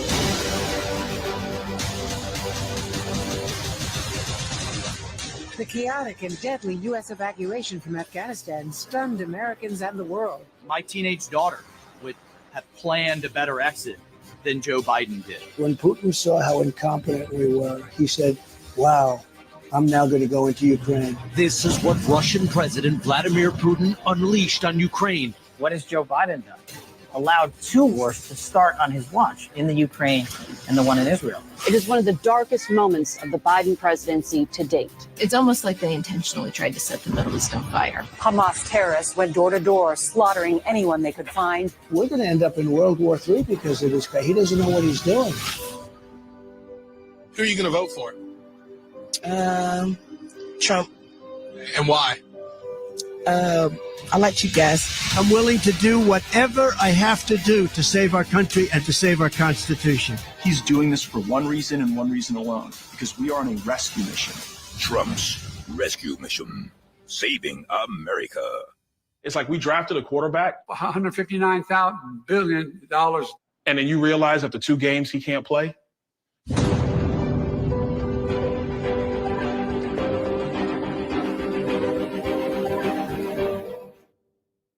I can see what's happening. What? And they don't have a clue. Oh! They'll fall in love, and here's the bottom line. Our trio's down to 2. Oh. The sweet caress of twilight. There's magic everywhere.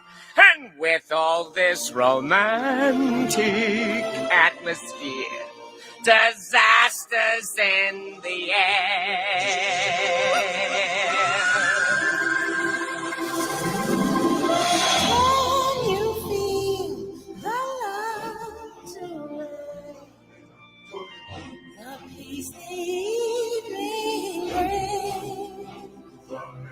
The world for once in perfect harmony with all its living things. So many things to tell her, but how to make her see the truth about my past? Impossible. She'd turn away from me. He's holding back, he's hiding, but what I can't decide. Why won't he be the king I know he is, the king I see inside? Can you feel the love tonight? But he's leaving. The world for once in perfect harmony with all its living things. And feel the love tonight. Look to walk, stealing through the night's uncertainties. Love is where they are.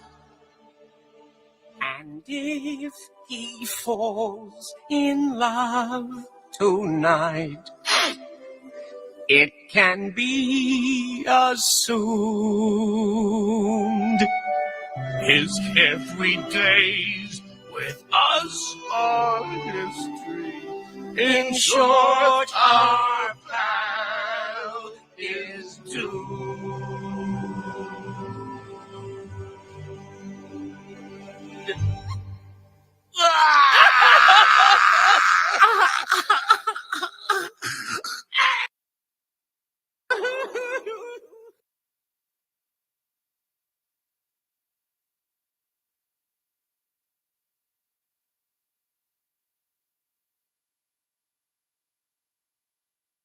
I played their game and had to scream my name. I will show no shame. I live and die for this. And if I come off wrong, fix you on this. Are you scared? Devil without a cause, and I'm back with the beaver hats and best.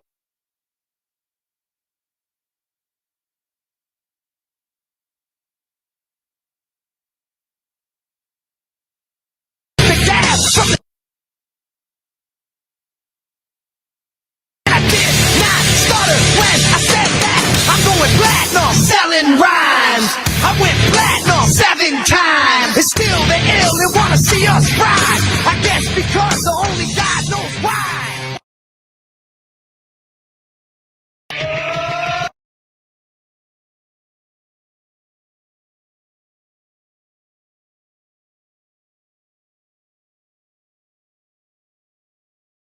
Give it back, so say, hey, hey. Show me some metal and say, hey, hey, hey, hey.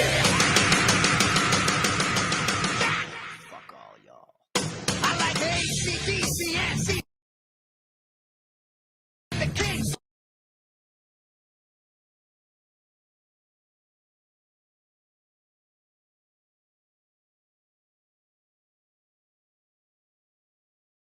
Underground zone, fucking him. With tracks that Mac and slap back the whack. Never gain away, I don't play. Liberace.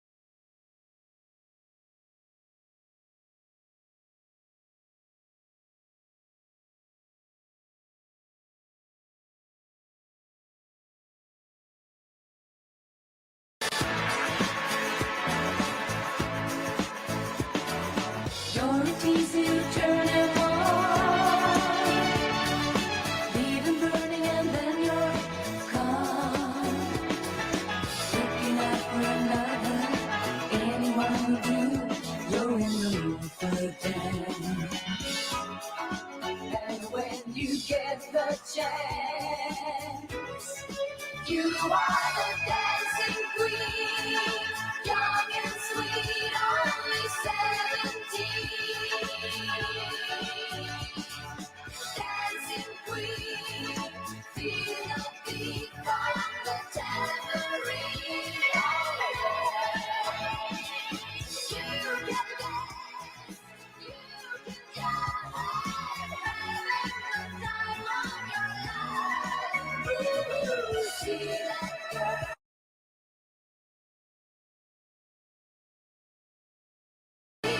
Singing the dancing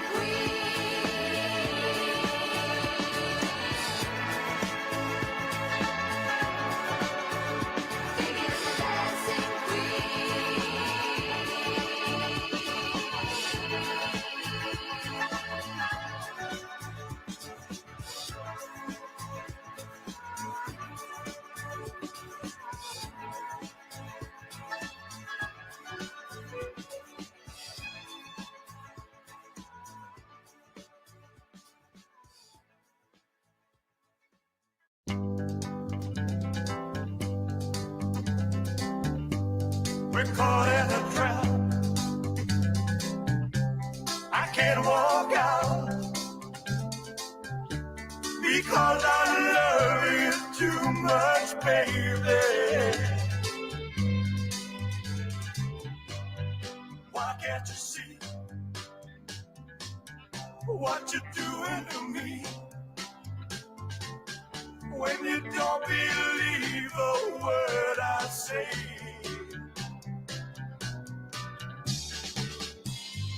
We can't go on together with suspicious minds. And we can build our dreams on suspicious minds. So if an old friend I know, I might have said hello, would I still see suspicion in your eyes? Here we go again, asking where I've been. You can't see the tears are real and crying. Yes, I'm crying. We can't go on together with suspicious minds. And we can build our dreams on suspicious minds. Oh, let our love survive. Oh, dry the tears from your eyes. Let's don't let a good thing die. But honey, you know I'll never lie to you.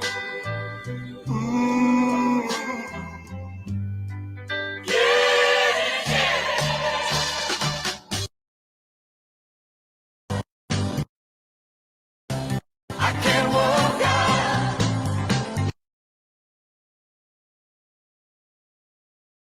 Baby, can't you see?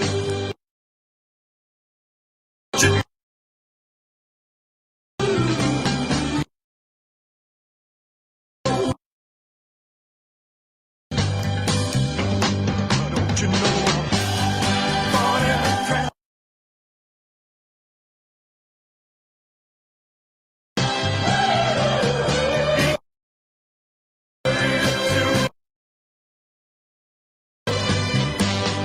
Don't you know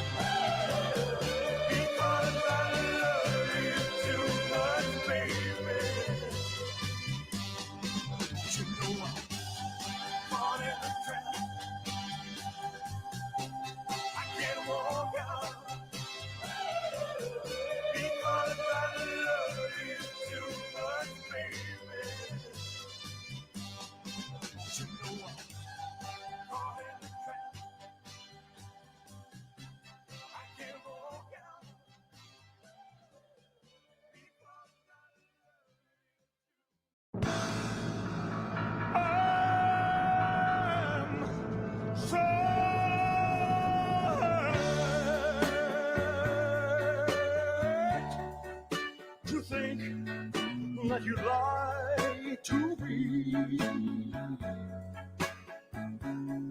I'm hurt way down deep inside of me. You said our love was true, and we never part. How you want someone new, and it breaks my heart.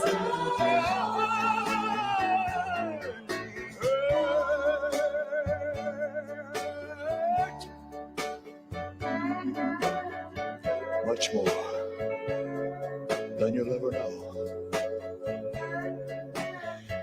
Yes, darling, I'm so hurt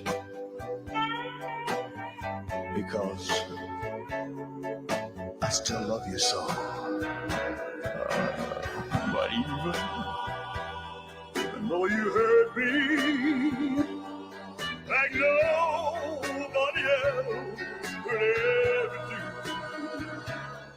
I would never, ever hurt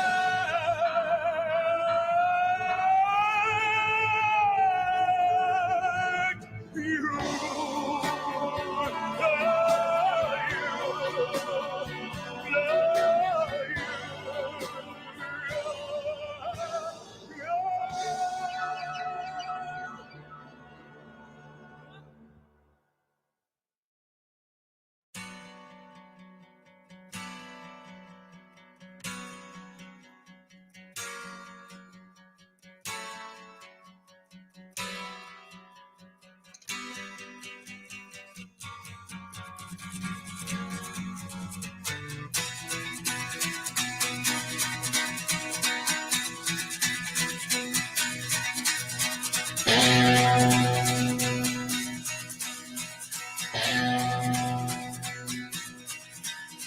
Ever since I was a young boy, I played the silver ball.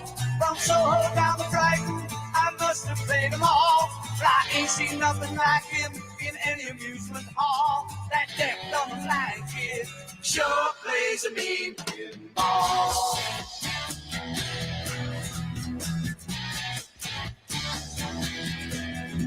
He stands like a statue, becomes part of the machine. Feeling all the bumpers, always playing clean.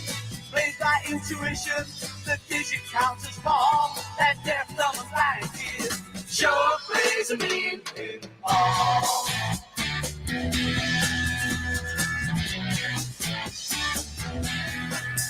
He's a pinball wizard, there has to be a twist. Pinball wizard's got such a submarine. How do you think he does? I don't know. What makes him so good? Ain't got no distractions, can't hear no buzzers and bells. Don't see no lights flashing, plays by sense of smell. Always gets a replay, never seen him fall. That deaf, dumb, and blind kid sure plays a mean pinball.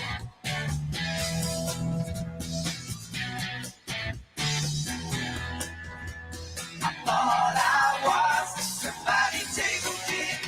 I just handed my pitchfork round to him.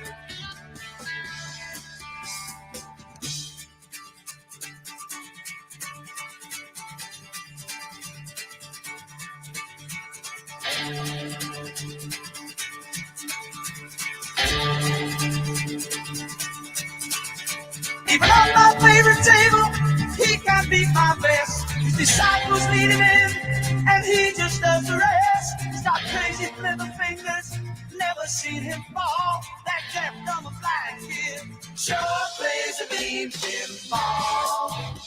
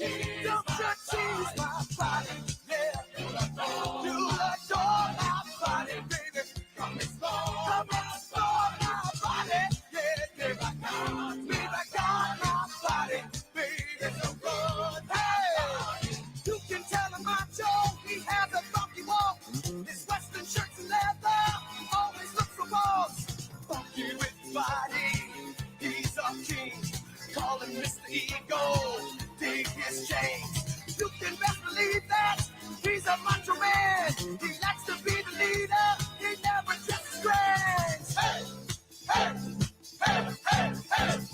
Macho, macho, macho man. Yeah. I got to be a macho. I got to be a macho, macho man. Yeah.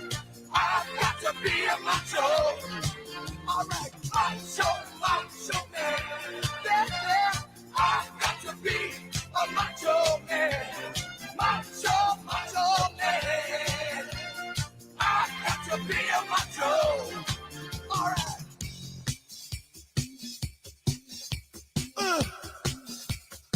Macho, baby. Body, body, body. All right. Body wanna feel my body. Wanna feel my body, baby. Body. All right. Body, come and feel my body. Come and feel my body. Hey, hey. Body. All right. Body, love to pop my body. Love to pop my body. Hey, hey. Body. Ooh. Body is so hot. My body.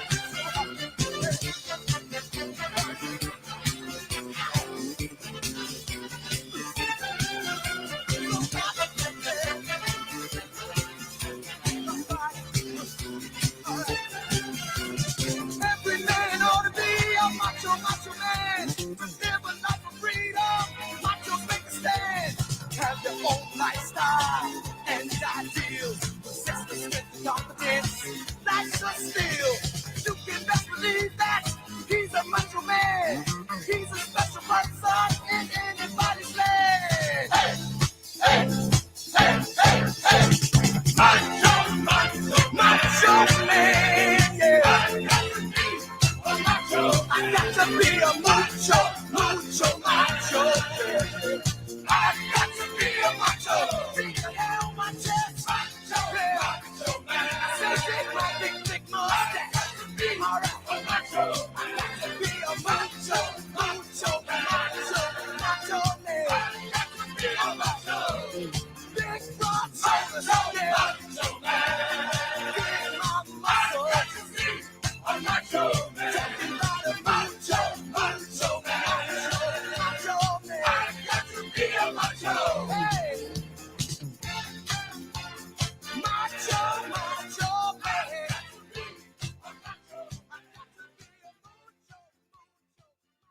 Ladies and gentlemen, please welcome the next Vice President of the United States, Senator JD Vance.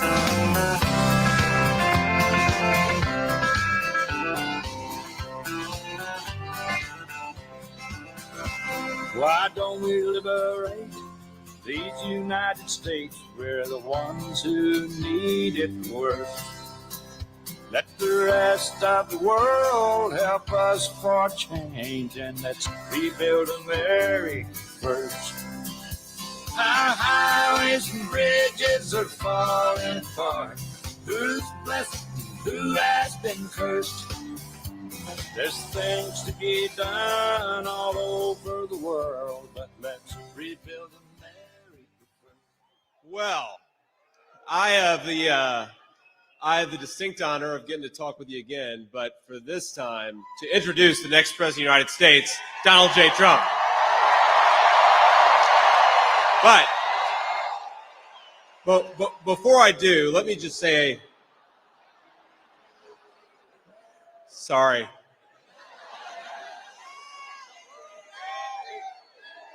I had to screw with you a little bit, right? Let me...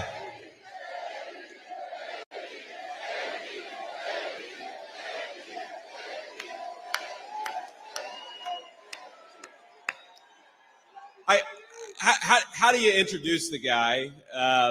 You know, pretty much everybody knows everything about him. They know he was a great president, and we want to make him president again. But you know, what I thought I'd say is, you know, what are the qualifications you need to be a good president? Well, number one, you need to love this country, right? We got a lot of leaders who don't love this country, but there are, frankly, if we're being honest, a lot of people who love this country you wouldn't want to make president just because they love the country. You need something else. And when I wrote my convention speech, and I wrote it mostly myself, had some help from some friends, but I was looking at the history of President Trump's engagement with his country, and one of the things that jumped out at me is if you think about the biggest mistakes we've made as a country, the things that have hurt my home state of Ohio, this state, Michigan, the most, you could have run through the list of things. I'd start with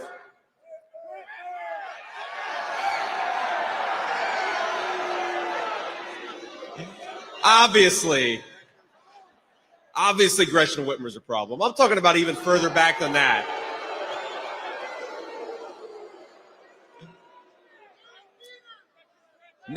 NAFTA. Giving China the sweetheart trade deal and letting them into the World Trade Organization. The Iraq War in 2003. On every single one of those issues, Joe Biden was wrong and President Donald J. Trump was right.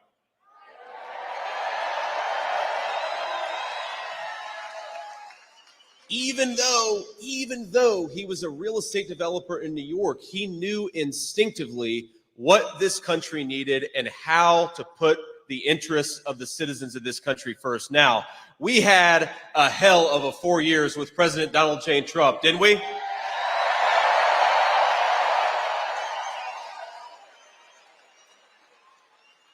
In 4 years, he undid, I believe, 30 years of damage, of terrible leadership. Are we ready to give him 4 more years? Are we ready to hear from the next president of the United States, President Donald J. Trump? Come on out, sir. And I'm proud to be an American, where at least I know I'm free. And I won't forget the men who died, who gave that right to me. And I gladly stand up next to you and defend her still today. 'Cause there ain't no doubt I love this land. God bless the USA.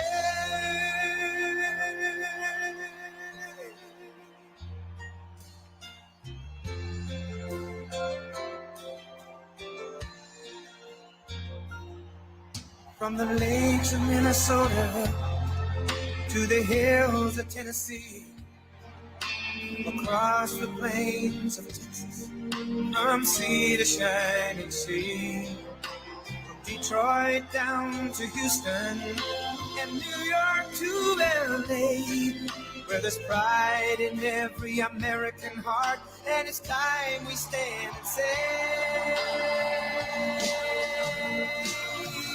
that I'm proud to be an American, where at least I know I'm free. And I won't forget the men who died, who gave that right to me. And I gladly stand up next to you and defend her still today. 'Cause there ain't no doubt I love this land. God bless the USA.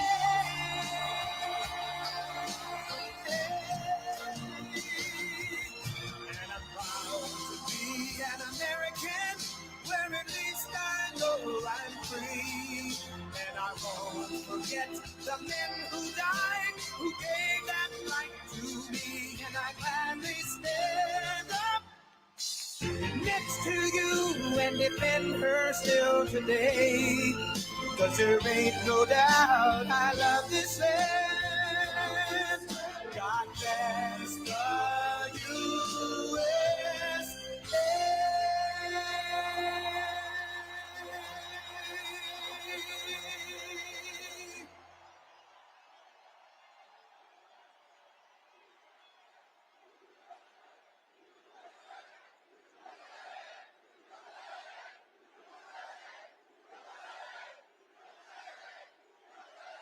Well, thank you very much.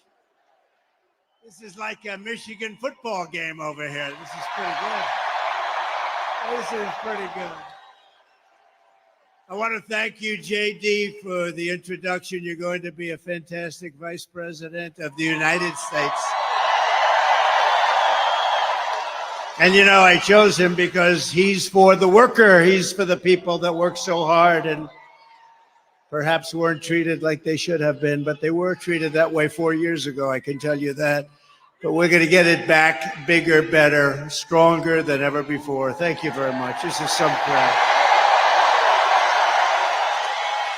I'm thrilled to be back in the great state of Michigan with thousands and thousands, and I mean lots of thousands up here. This is a hell of an arena. This is a hell of an arena.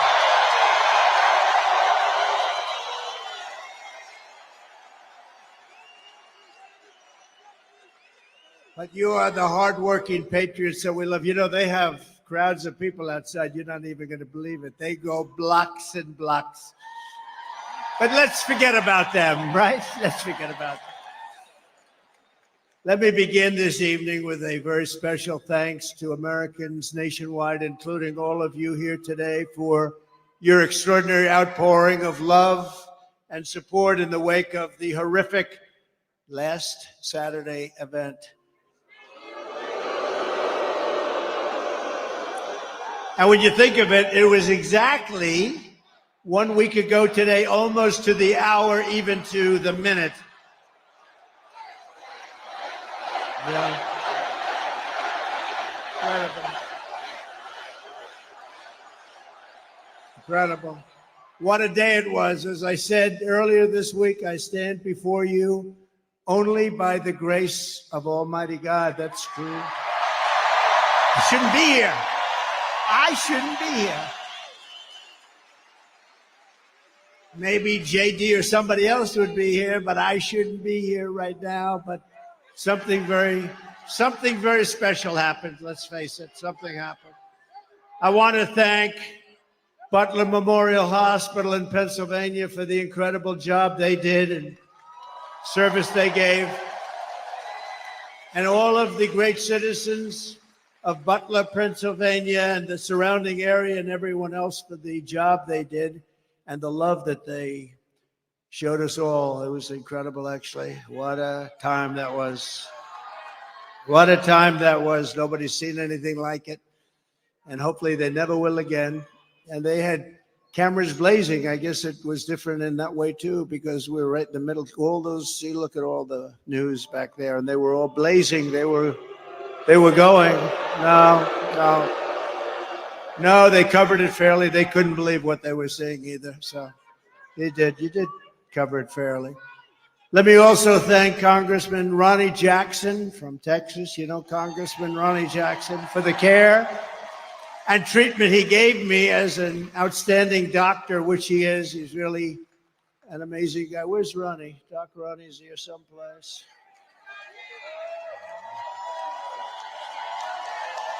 Thank you, Ronnie. Thank you very much. Great doctor.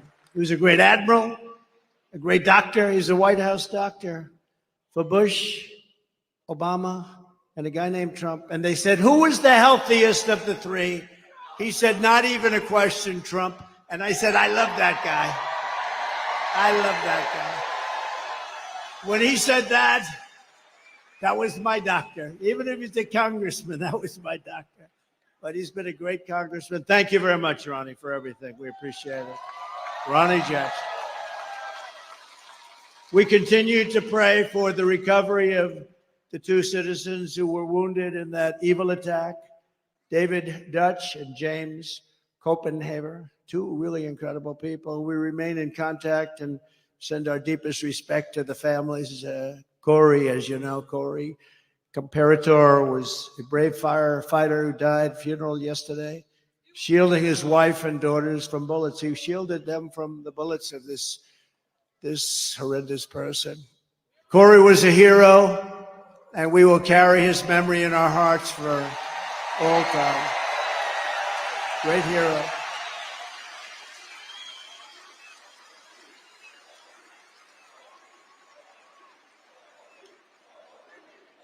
That's great. And he was a big Trumper, and we will never forget him, right? We're all together. We're all together. There's never been anything like what you witnessed the other day with the convention. I don't think there's ever been a convention where there was such unity and love, and even now I'll say just for a second, the fake news even said it that way.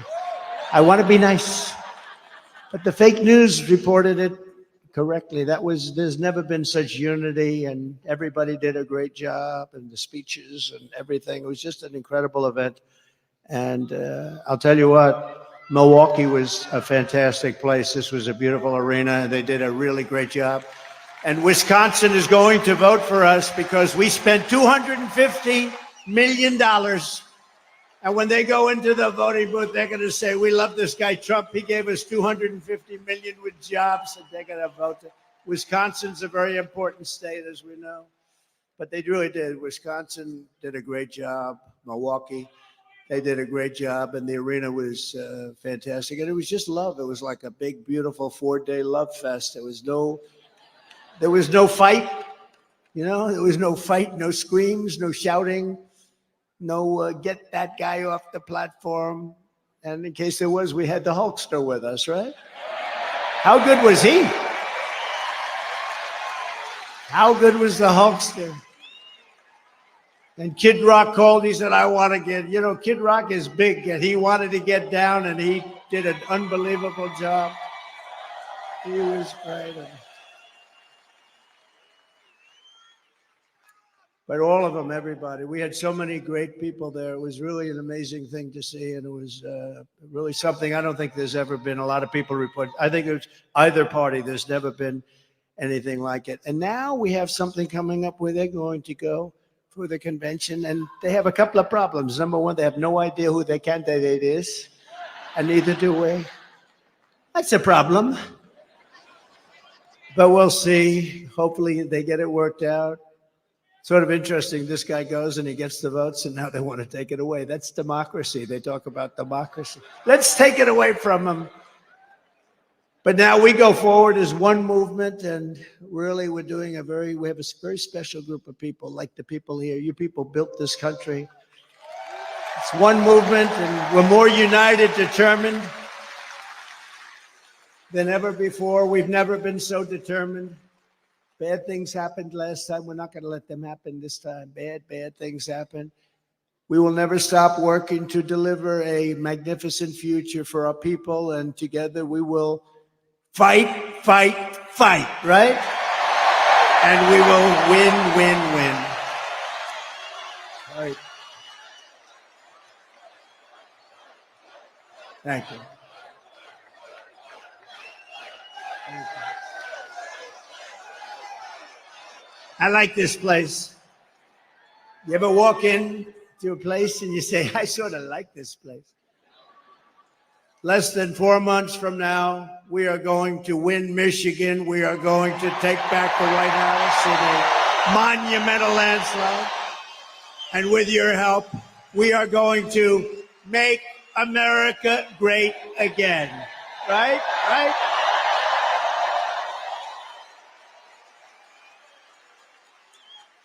At our convention on just a little while ago in Milwaukee on Thursday, it was my tremendous honor to officially accept the Republican nomination for President of the United States.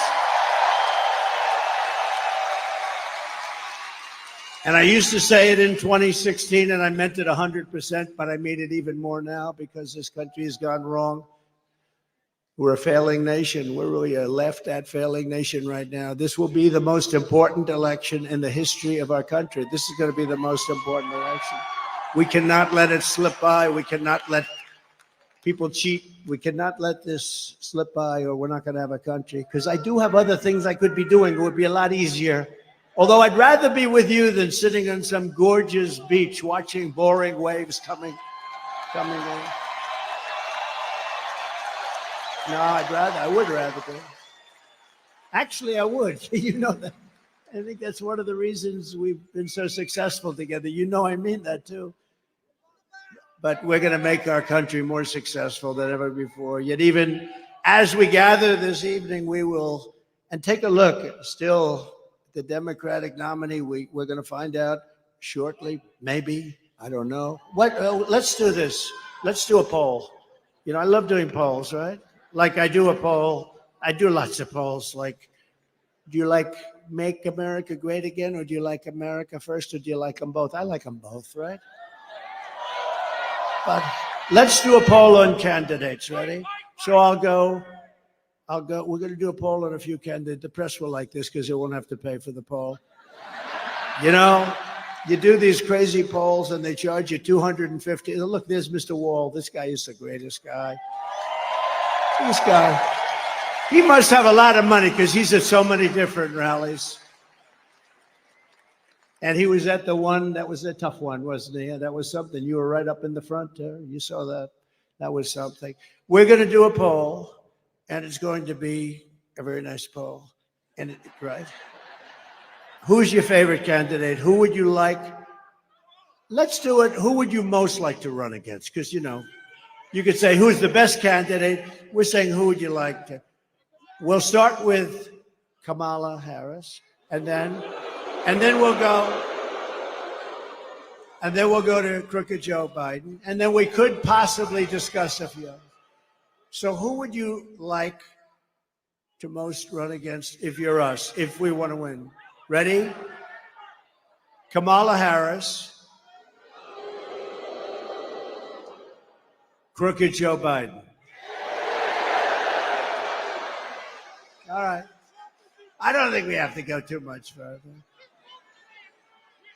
Well, you have a terrible governor here who did a terrible job. Whitman. I'd like to run against her, actually. I'd like to run against her. No, she's one of the 20 that I mentioned. She's the one that gave her husband full right, title, and interest to everything, but nobody else could do anything but her husband. Her husband was sailing in the middle of your lake, your beautiful lake. He's out there sailing, and everybody else had to be locked up, right? Her husband. No, but things like that are mentioned during a campaign, little things like that. No, she's done a terrible job, but I hope I'd be very happy with her. At this very moment, Democrat Party bosses are frantically trying to overthrow the results of their own party's primaries to dump crooked Joe Biden from the ballot. Couldn't happen to a nicer guy. And as you're seeing, the Democrat Party is not the party of democracy. They're really the enemies of democracy, the parties of corrupt insiders like Whitmer, special interests, and the failed political class. That's what they are. Under our leadership, the Republican Party is now the party of the people. We're the party of hardworking Americans of every race, religion, color, and creed. We've become a very big party. We've become, right, fellas? You know what I'm talking about. I love you guys. We love you guys. No, we become a very big party. We have increased in size. Nobody's ever, honestly, in history, there's never been anything like this movement. And that may be in the history of the world, but let's keep it down to the country for right now, because that's the thing. But there's never been anything like MAGA. When Biden says, we have to stop MAGA, we will stop MAGA. I said, he doesn't know what MAGA stands for. It stands for Make America Great Again. How can you be against that? How can you be against it? And you know, the other side's going around trying to make me sound extreme, like I'm an extremist. I'm not. I'm a person with great common sense. I'm not an extremist at all. Like some on the right, severe right, came up with this Project 25, and I don't even know. I mean, some of them, I know who they are, but they're very, very conservative, just like you have. They're sort of the opposite of the radical left, okay? You have the radical left and you have the radical right, and they come up with this, I don't know what the hell it is. It's Project 25. He's involved in Project, and then they read some of the things, and they are extreme. I mean, they're seriously extreme. But I don't know anything about it. I don't want to know anything about it. But what they do is misinformation and disinformation, and they keep saying, he's a threat to democracy. I'm saying, what the hell did I do for democracy? Last week, I took a bullet for democracy. What did I do against democracy? Crazy.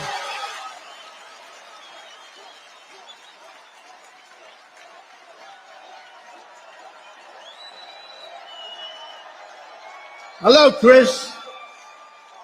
Here's our great campaign man. Chris, are you having a good time? Look at him. He's back there, cool as a cucumber. You know, so far, they're giving us great credit for the best run campaign they've seen in years. Isn't that nice? Thank you, Susie. Thank you, Chris. Look how cool he is. Just sits there. Thanks, Ed. Try doing it with another candidate sometime. That gets tough, right? Anyway, thank you very much. Great job, Chris, Susie, the whole group. We have a great group of people. They love this country. They want to save the country. That's what we're doing. With your vote in this election, the Trump Vance administration. By the way, I made the right pick. He's so great. They were all good. They were all good, but he's really stepped up. But the Trump-Vance administration will begin rapidly reversing every single Biden-Harris disaster starting on day one. And when you vote for Biden, you're probably voting indirectly for Harris anyway, whether you like it or not. It's common sense. It's all common sense, right? We will end the inflation nightmare that you would have never had. We had no inflation. See, there's another thing. Biden always goes, I inherited 9% inflation. And even the radical left reporters up there, look at all of them. Whoa, they have a lot. They have a lot of them. They have a lot of them. Look at those cameras. But they'll start turning off as soon as I start mentioning certain things. I'll say, the red light just went off. No, but actually the radical left reporters, of which there are quite a few, I can't believe it. I don't know why they'd have them. But the radical left reporters say the guy's right. You know, wasn't it until 2 years in that we became destroyed with inflation? Inflation is a country buster. It's a class buster. It busts everything, low income, middle income especially, and they get they're busted. The country gets busted. Look at Germany from centuries ago. Look at every country that's had inflation. And we had, I believe, the greatest inflation in the history of our country. They don't even report it properly because they leave the worst numbers out. They don't talk about interest rates that went to 10, 11, 12%, and you can't get the money. So what does that mean, 12% if you can't get the money? It means it's higher from 2%. We will seal the border and we will stop this terrible invasion that's destroying our country.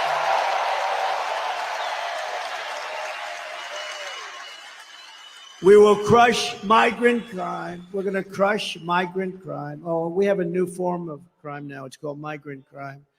The only good thing about these migrants coming in is they make our gang members and criminals look like the nicest people you've ever met. These people are much tougher. They come from all over the world, not just from South America. We're going to return law and order to our streets and restore patriotism to our schools. We gave you already the largest tax cut in the history of our country, larger than the Reagan cuts, but now we will give you an additional tax cut, a number of tax cuts that will make it. We took in more money after the tax cuts than we did prior. We took in billions and billions of dollars more after the tax cuts than we did. We had the greatest economy in the history of our country. Everyone knows it. We're going to slash regulations. That's what created all of those jobs. And gave them bounce back jobs. You know, they're called bounce back jobs. After COVID, they bounce back. Everybody knows that. When you have something like COVID, which rarely happens, but when you have something like that, they're called bounce back jobs. And we're going to bring down energy prices very rapidly. It was energy that caused the problem and their stupidity. And we're going to bring it down very quickly. Your energy bills will be cut in half, at least cut in half. Some sections, like in New England, I'll be able to cut their energy by 60, 70%. It's absolutely crazy what has happened with energy. We buy the oil from Venezuela. They used to be our enemy. I don't know. We buy from Venezuela. It's not really oil, it's tar. And you know, there's only one refinery in the world that can do it. It's very heavy, horrible stuff. It's garbage. It's tar. You lift it. I said, that's not oil. We want light, sweet, crude. We have the best oil. We have the best everything. We go to Venezuela. You know where they refine it? In Houston, Texas. It's the only plant in the world that can refine that stuff. So we go to Venezuela. We pay them a fortune. We take that dictatorship. We make the dictatorship wealthy. These people don't know what the hell they're doing. They're incompetent. They're grossly incompetent. The biggest threat is because we have incompetent. That's the threat to democracy. It's a threat to our country. We have incompetent people leading our country, grossly incompetent people. America's enemies will fear us. The United States will again command the respect that it deserves. Viktor Orban, the very powerful leader of Hungary, said when asked what happened with the world that's falling to pieces, there are wars all over, he said, bring back Trump, it'll all end. It all ended. We had no problem in the world.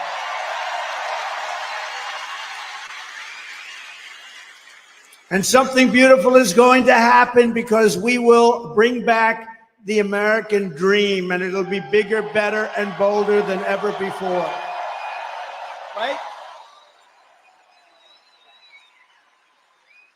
And most importantly, for the people of this great state, you know, years ago, they gave me in Michigan the Man of the Year. That was long before I was a politician. I was a business guy. I did well. I liked the state, but I don't know. I heard Man of the Year, Michigan. I said, that's cool. That's good. I'm going to make that trip. I didn't know why they were giving it to me. Nothing, but they were giving it to me for, I guess, the fact that I employed a lot of people. I did real well. This is probably 14 years ago. And I came in and I said, why do you allow foreign countries like Mexico? You know, Mexico's, we think of them as friendly, but they haven't been too friendly lately. How about where they asked Biden to meet, just to meet? They want $2 billion to meet. They wouldn't ask that. See, they wouldn't even ask me that because I'd say, I will put 100% tariffs on everything you send into a country if you even think about asking. They want $2 billion to meet. In other words, we won't meet with you unless you pay us $2 billion. And this is every single year. They want $2 billion. No, it works the opposite of that, the exact opposite. But you know, when you see the things that are happening to our country, and all you have to do is know how to speak. When I watched the way our border was handled, we had the best border, the safest border, the border that saved my life. You know, I was pointing to an immigration border sign when I made this turn, and that thing went that way instead of that way. So I owe immigration my life. It's true. It's true.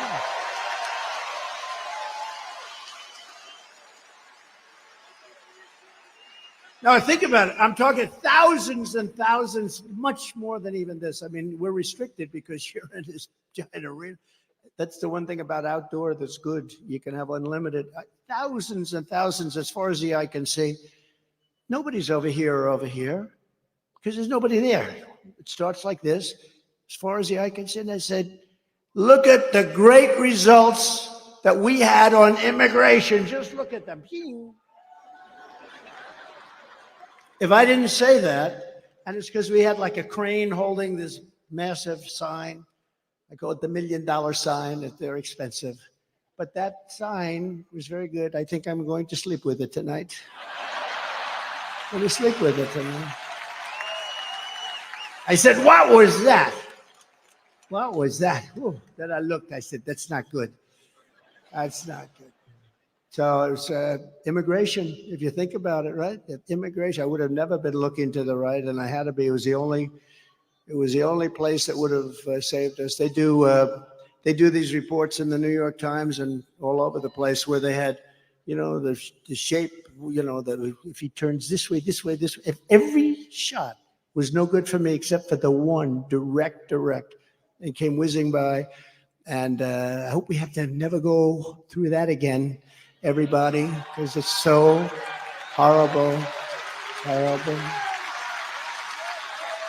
But most importantly, for the people of your state, this great state, I will rescue the U.S. auto industry from obliteration. They're going to obliterate your auto industry.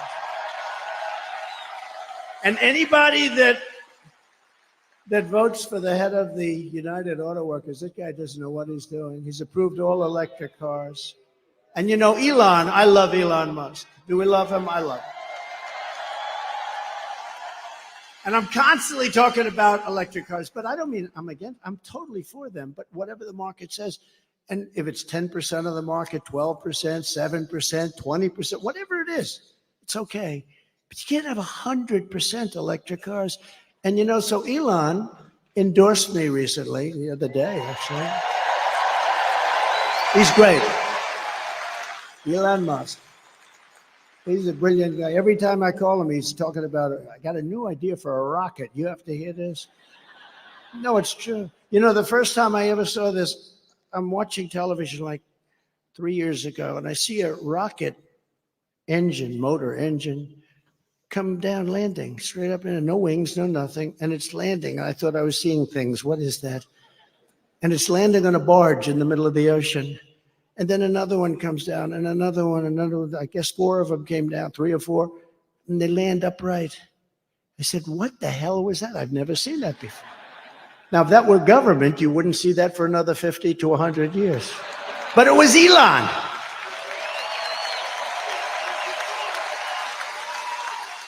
Now, think of that. And I called him, and I've always had a good relationship with him, but I called him, and I said, what was that? He said, well, we saved the engines. We saved the engines because it's very expensive to build.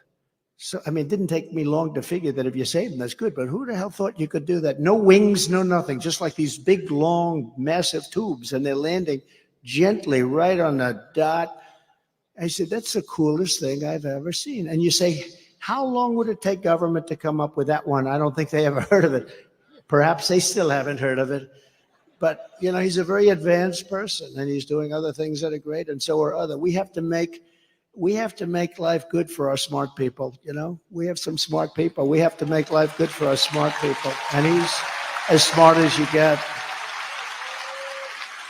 But Elon endorsed me the other day, and I didn't even know this. He didn't even tell me about it. But he gives me $45 million a month. A month. Not 45 million. Gives me 45 million a month. And I talked to him just a little while ago to say I was coming here, how you doing? And he didn't even mention it. He didn't mention. Other guys, they give you $2 and you got to take them to lunch. You got to wine them, dine them. No, he's a great guy, he really is. But, he's never mentioned to me, why are you hitting the electric cars? Because he understands I'm not hitting it. I think it's incredible. I've had them. I've driven them. They're incredible. But they're not for everybody. Some people have to drive long distances.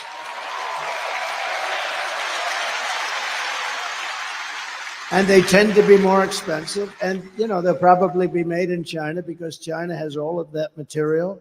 Oh, there's the guy that I stood up here. Are you the same guy, the same muscles? Look at that guy. Are you the same guy? Yes? No kidding. It's pretty good memory, right? Unlike somebody else that I happen to be running against.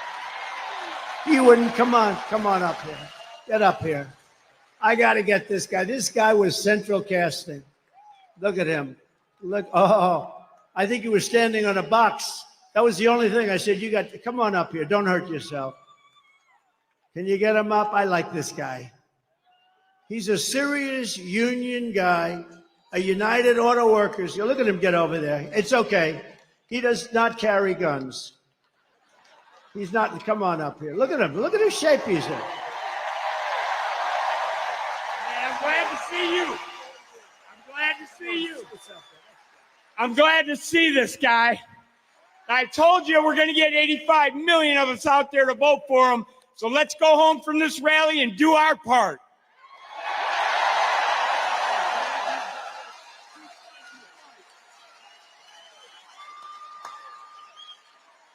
Look at the arms on him. I may have height, but his arms are definitely more powerful, huh? Look at that guy. No, last time I was here, I saw him, and he was so great, and he was agreeing with us on auto. We want to bring car manufacturing back, and what the deal with this thing with the all-electric cars in 6 years from now? It's ridiculous. In the Midwest, they open up chargers. They opened up 8 chargers. You read about this. $9 billion they spent for 8 chargers. That's like a gas pump. I guess it would be like the equivalent of a gas pump for electric, right?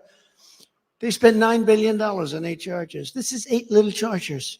$9 billion. How do you do that? It would cost at that rate $5 trillion to create enough charges so it could run. It doesn't work. And it doesn't work the trucks either. I was with Swift, big Swift company. How many trucks you own? 29,000, sir. 29,000? That's a lot of trucks. One of the biggest, I guess, like the biggest. I think he's the biggest, right? And he said, they want to destroy our business. They want us to go all electric. I said, so what's wrong with electric? I said, if you take a big, beautiful, like Peterbilt or one of the great manufacturers, how many times would you have to stop from New York to Los Angeles? None, sir. We go right there. We have some left over. Really? That's with diesel. I said, what about if it's electric? We have 6 to 7 stops, about 3 hours each. So immediately he's saying, that's not working too well. He said, but there are other problems. He said, the truck is so much heavier that you'd have to rebuild every bridge in the country. That doesn't sound too good, right? And then the third thing, he said that the battery is so much bigger than a tank, a big tank for the diesel or for the gasoline, but the diesel mostly. It's so much bigger that most of our payload would be holding batteries. In other words, we wouldn't have any room for the product. So let's say you hear those 3 minor details. Typically, you would end the conversation, would say, that doesn't work. These people said, we don't care. We want you to go all electric. Can you believe these people? They're crazy. They're crazy. No, they're crazy. And they want boats to do the same thing. I was with in South Carolina, one of the biggest boat manufacturers of, smaller fishing boats from, let's say, 16 to 35 feet. And he said, we have a problem. They keep pushing, the beautiful outboard engines. You have Mercury and Evinrude, I guess they used to have. I don't know if they have it anymore. But those big, beautiful outboard engines they have, they work great. Or just interior engines run by a thing called gasoline. So he said they want us to figure out how to go all electric in a boat, right? All electric. I said, well, what is the problem? He said, we'd have to take the entire lower cabin where we have bedrooms, and we'd have to make that into a battery. But the bigger problem is, sir, it won't float because it's so heavy. It won't float. It won't float. And I always tell the story with like, well, what would you do? Because, my uncle was a great professor at MIT for 41 years, I think. He's the longest serving Dr. John Trump, she knows. He was great, very smart. We have a very smart family, actually. But he was a great guy. And I always thought I was very interested in this, but the press kills me all the time. They say, he keeps talking about sharks. I don't. I tell an analogy. If I'm in a boat, it's all electric and it starts to sink. I asked the guy, do you get electrocuted sitting over this? And then I say, and I don't think there's anything wrong with this, do you? Because it's an analogy. I say, and if there's a shark about 10 yards away, right where they are, right where all the congressmen are, right over there, look at us. Well, they're sharks. They're sharks. If there's a shark about 10 yards away, do I get electrocuted or do I go with the shark? I said, because I will take electrocution all day long. Despite the environmentalists that say how wonderful sharks are. You ever hear these people? We had 3 killings by a shark this weekend, ripped people apart. And then you have the environmentalists going, well, they didn't mean to do it. They mistook them for a seal. They didn't want to hurt the child. No, I don't want that. Common sense, right? I mean, how about they catch a shark, vicious that they've been after, and they take him to a little deeper water and they put him back in? I wouldn't do that. Would anybody do that here? Let me ask you, this is Michigan. These guys wouldn't do it. But they always get on me. They say, why is he talking about electricity and sharks? What do they have? Well, they know exactly. It's sort of a cute little story. Do I take electrocution or do I take death by a shark? And I'll always take electrocution. But isn't it ridiculous? Think of it. Isn't it ridiculous? They want to make a boat that's far too heavy, that can barely float. And they're driving people out of business. They're destroying this country. They're stupidly destroying this country. The Army tanks are the other one. They want to make all electric. We make the best tanks in the world. They want to have so that as we go into a country to bomb the hell out of it, we will do it in an environmentally friendly way. And you know, with an army tank, again, the battery is very big, very heavy, and doesn't last long. You know what it is? It's an army tank, and it's like you're pulling a wagon behind the army tank. You're pulling a wagon like a child pulls a wagon, and it's loaded up with a battery. So we got to get back to common sense. The aircraft, too. They want to make our jet fighters a biofuel jet fighter that shows 18% less efficiency. That's the difference between winning and losing a fight. And you know what happens? I say, I'm not doing it. And we ended all of that stuff. They brought it back. We will end it on day one. We're not going to be doing that stuff.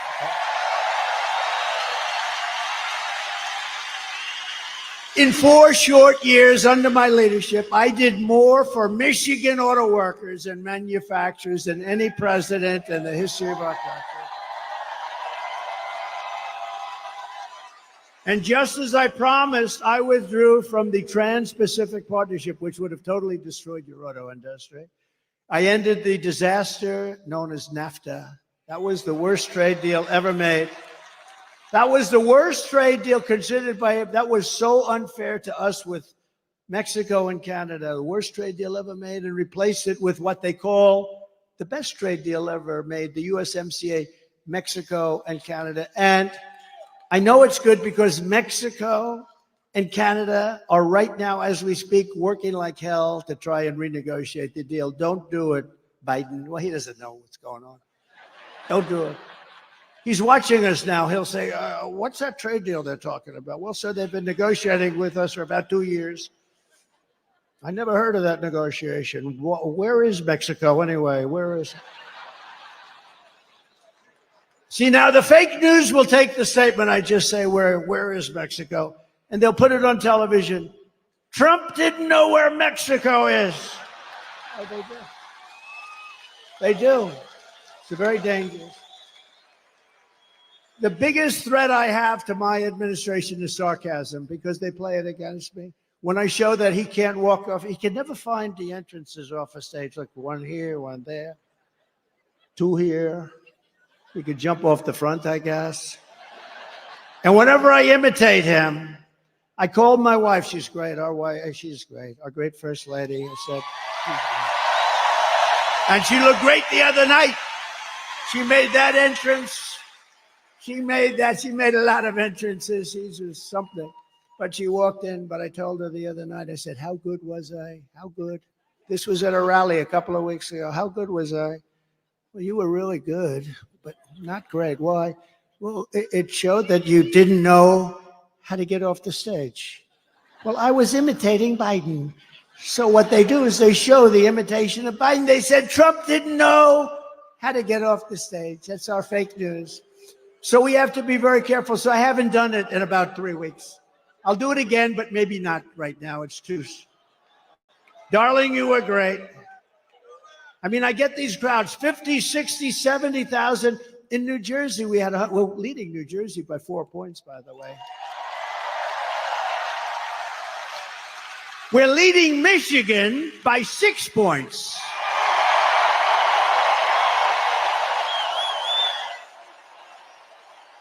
Right. And a report just came out. Actually, we're leading everywhere and nationally, and that we have to keep it that way. Got to make sure they don't cheat. Got to make sure they don't cheat. I took on China like no administration in history, bringing hundreds of billions of dollars pouring into our treasury when no other president had gotten 10 cents. You know, China never gave us 10 cents. I got hundreds of billions of dollars from China. And I got along very well with President Xi. He's a great guy. He wrote me a beautiful note the other day when he heard about what happened. And he wrote me a beautiful, most of the leaders do. You know, a lot of them didn't like what I was doing to them, but they also knew it was about time. The jig was up, right? It was about time. But they wrote me, almost all of them wrote me notes. It was nice. No, I have a good relationship with all of them. That's a good thing. You know, a lot of times the press would say he gets along with Kim Jong-un, North Korea. He has a lot of nuclear weapons. I got along with him great. You were never in danger with me as your president. It's a good thing to get along, not a bad thing. I used to tell him, why don't you do something else? All he wants to do is buy nuclear weapons and make them. I said, just relax. chill. You got enough. You got so much nuclear weapons, so much. I said, just relax. Go to let's go to a baseball game. I'll show you what a baseball. We'll go watch the Yankees, or we'll come watch Michigan at its home opener. Okay, how about that? Are you going to have a good team this year, I think, right? Pretty good. I heard good. But who the hell knows, right? Guy drops a pass, that's the end of that season. It's a risky business. I proudly imposed a 27.5 tariff on all Chinese auto imports to keep China and Chinese cars, keep them out of America. You don't sell a lot of Chinese cars in here because of what, and if you did, it'd be fewer cars that you made. We're going to bring back the auto industry we're going to bring it back. We're going to have them. If they want to come in and sell us cars, they can, but they have to build plants here and they have to hire our workers, and that's fine. And nobody can say anything about it. Under the radical Democrat policies, the U.S. auto industry is being decimated. You know, we lost 64% of our industry over the years, 64%. We were a giant, and now a lot of them made in Mexico. Mexico's taken 35% of the auto industry. And we did something very strong. We did something very strong with Mexico. But, you know, when I was building the wall, I said, you have to give us 28,000 soldiers. And they laughed at me. I hate when people laugh at me. I hate it. No, it's so disrespectful. They laughed at me. We won't do that. Why would we do that? I said, because you have to. We're building the wall. People are flowing in through your country. We want 28,000 soldiers to protect us while we're building the wall. They said, no, no, no. And then they said, after I said, look, here's the story. If you don't do it, we're going to charge you a 25% tariff on every car that you send into America. And then it's going to 50% next month. Then it's going to 75%. And then it's going to 100%. And then I'll stop. And the gentleman representing the president's a great guy. He's no longer president, but he's a great guy. He was a great guy, still is. But he said, I'd like to discuss this with the president. I said, 5 minutes, I got to go. I have something much more important to do. And he came back. He said, Mr. President, we would love to give you soldiers to protect your wall, free of charge, of course. That's how I got those great numbers on that beautiful, beautiful graph that we talk about. They gave us everything I wanted. I got everything from Mexico. And then this stupid person, low IQ, he's a low IQ individual. Take his IQ. I guarantee you it's in the low 50s or 60s. And he's negotiating against Putin, President Xi of China, Macron of France, very smart guy. I told him he was going to do something very bad to our country. I said, that's okay, you can do it, but I'm going to put a 100% tariff on all wines and champagnes that come in from France. He said, no, no, no, Donald, you cannot do that. I said, I'm doing it. Donald, you cannot do that. That's not fair. He's going to charge our companies, American companies, 25% for doing nothing, for being in France. Big deal, right? Big deal. So I said, okay, that's all right. I'm charging you 100% tariff. I gave it to all my people, Mnuchin, all smart guys. They came back, sir, they won't do it. They won't budge. I said, they'll budge. I called them up. And I talked to the president of France, Emmanuel Macron. He's a nice guy. I said, but he's, he likes France. I like the USA. Does that make sense? I said, Emmanuel, it's so nice to talk to you. I understand you're going to charge our companies 25%, Emmanuel. Yes, yes, yes, Donald. It was approved by whoever the hell approves the parliament. Whatever the hell they have over there, they were going to approve it. It's been fully approved. Yes, I'm so sorry. I said, well, that's okay. You can have it approved, but here's the story. Starting tomorrow morning at 7 o'clock, every bottle of wine and every bottle of champagne that's shipped into the United States is going to have a 100% tariff on it.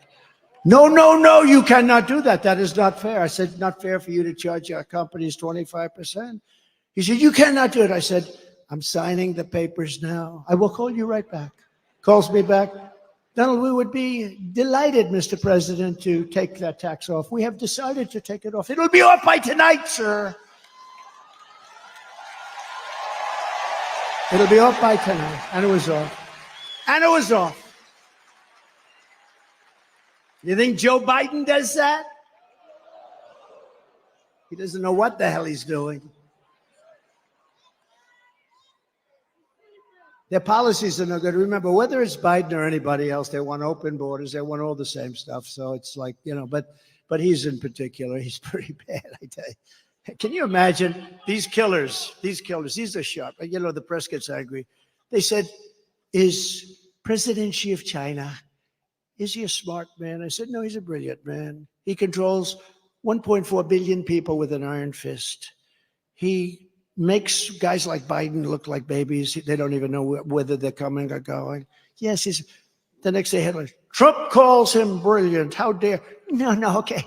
Let's say he's not a smart man. Okay, whatever makes you happy. No matter what you do. I say he's a brilliant man. They went crazy because I called him brilliant. So I'm just going to have to say, he's okay. No, he's very smart. But, and you know what else? He's a fierce person. Do you understand that? Some of the people here know that, what this means, especially some of the women, right? They know better than the men about fierce. I know the women, they know better than the men. They're more fierce than the men. Oh, her.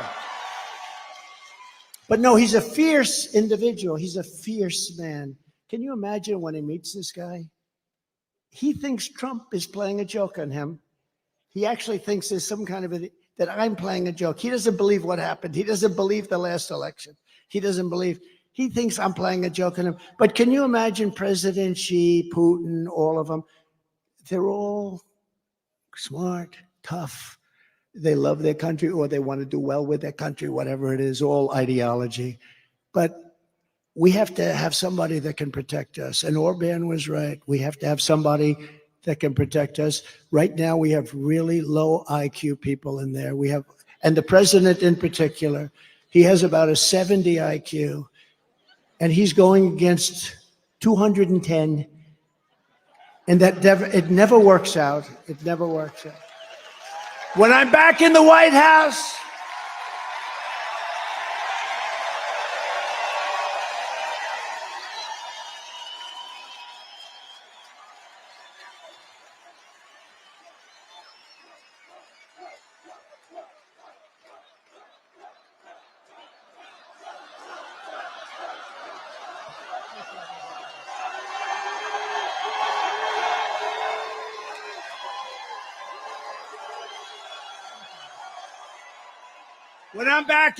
House, the way they will sell their product in America is to build it in America. They have to build it in America, and they have to use you people to build it. Thank you very much. It's very simple.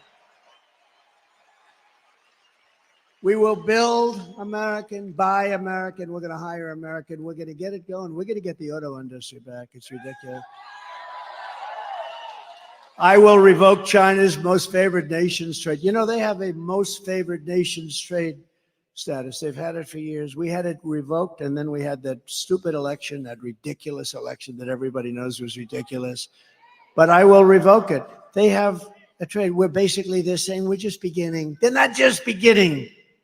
They're teaching our people too much.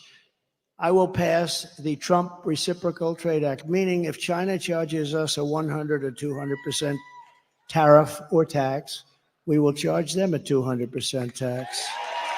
Very simple. Called reciprocal. They charge, we charge. It sort of says, I shouldn't say this, because, Franklin Graham, I told the story the other night, Franklin Graham, he's such a wonderful guy. Billy Graham was his father, the greatest. My father used to take me to Yankee Stadium to watch Billy Graham. The place was packed, and he would get up and he would rant and rave, and you left there and you believed that it was God, in fact, that helped me last week. You would believe it if you listened to Billy Graham.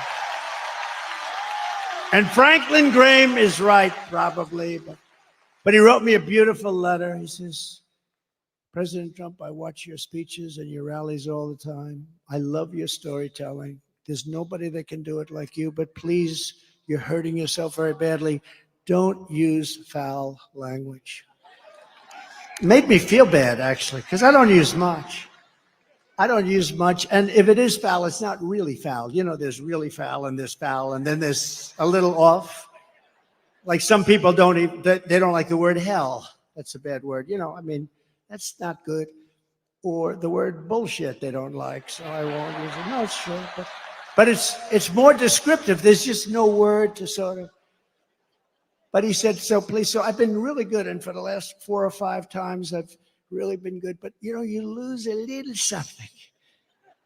But reciprocal trade, it basically means you screw us and we'll screw you. It's very simple. And I can't describe it. And I don't think it's foul.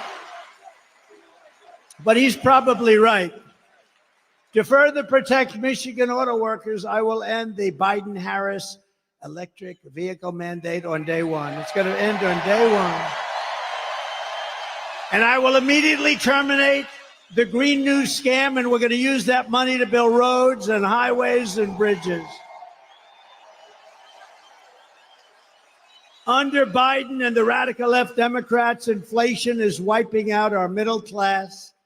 Groceries are up 57%. Gasoline is up 69%. Mortgage rates have quadrupled. They've gone up 3, 4, 5 times.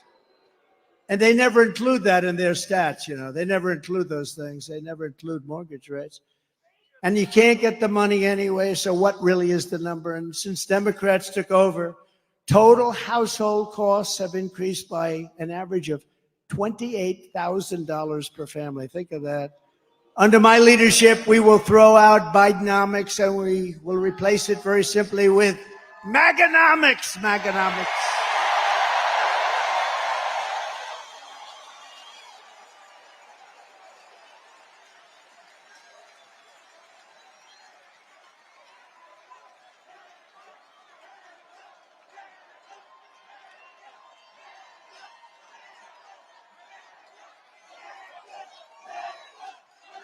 I have to just interject. If you would turn off those cameras, because I don't want this. See the screen up there of me? That's very severe, that comb over. That's a severe sucker. What's with that one? It looks okay from the other side. But that is very severe. I apologize. Man, I looked up there. I said, whoa. Look at that. Wow. That's like a work of art.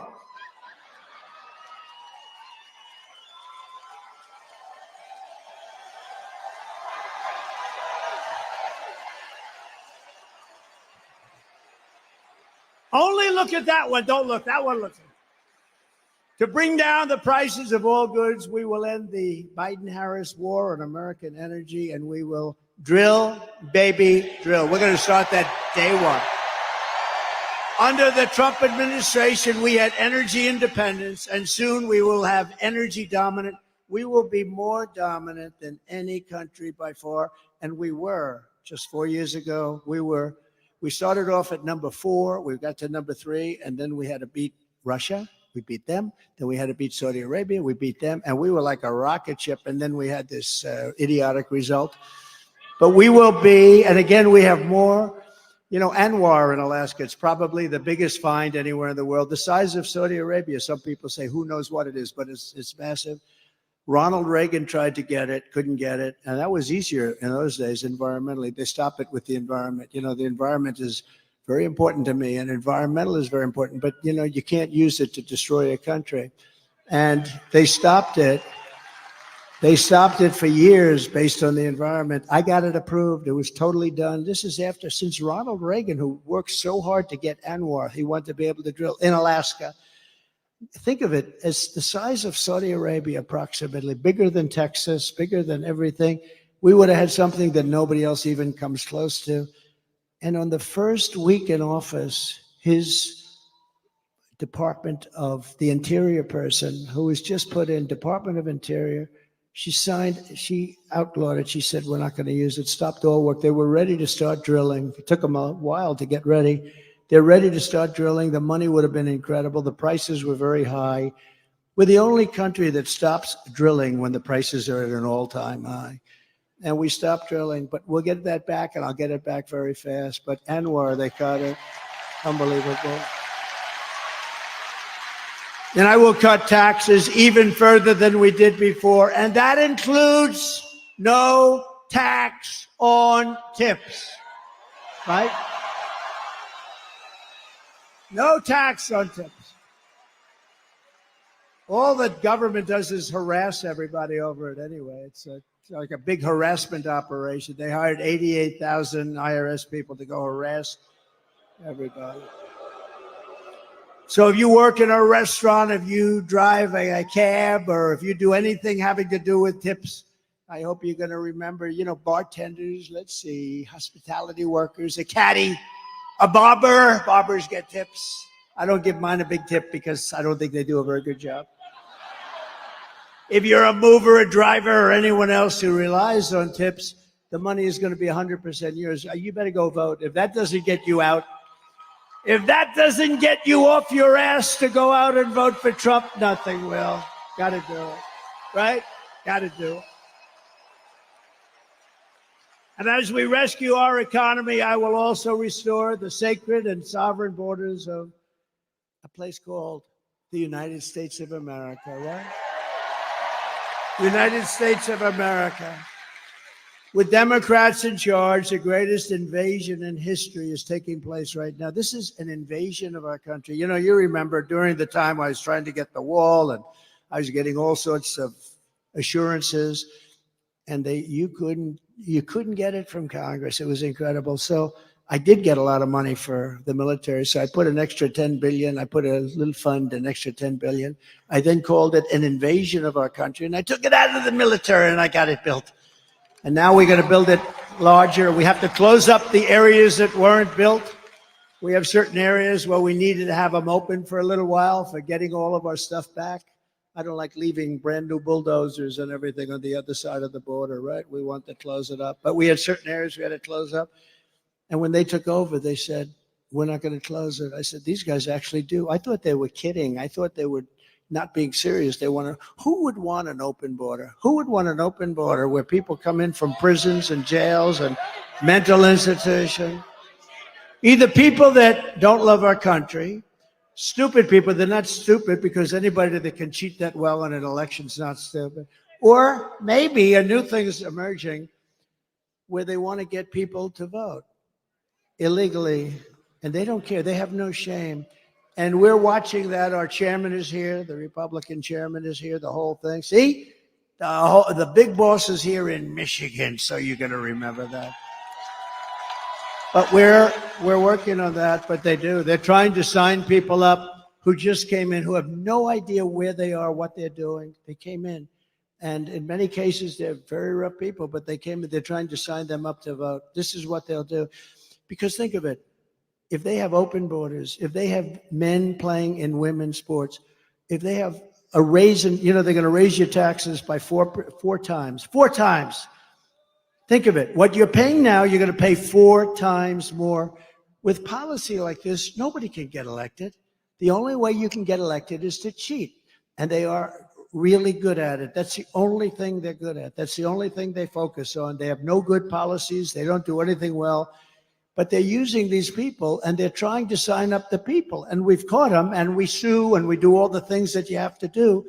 But they have no shame whatsoever. So that's really one of the big reasons I think they're allowing it, because they're not stupid enough to allow prisoners and people from mental institutions, people from insane asylums, and it drives them crazy. Hannibal Lecter, the late, great Hannibal Lecter, would like to have you for dinner. He wants you for dinner. That's the end of you, by the way.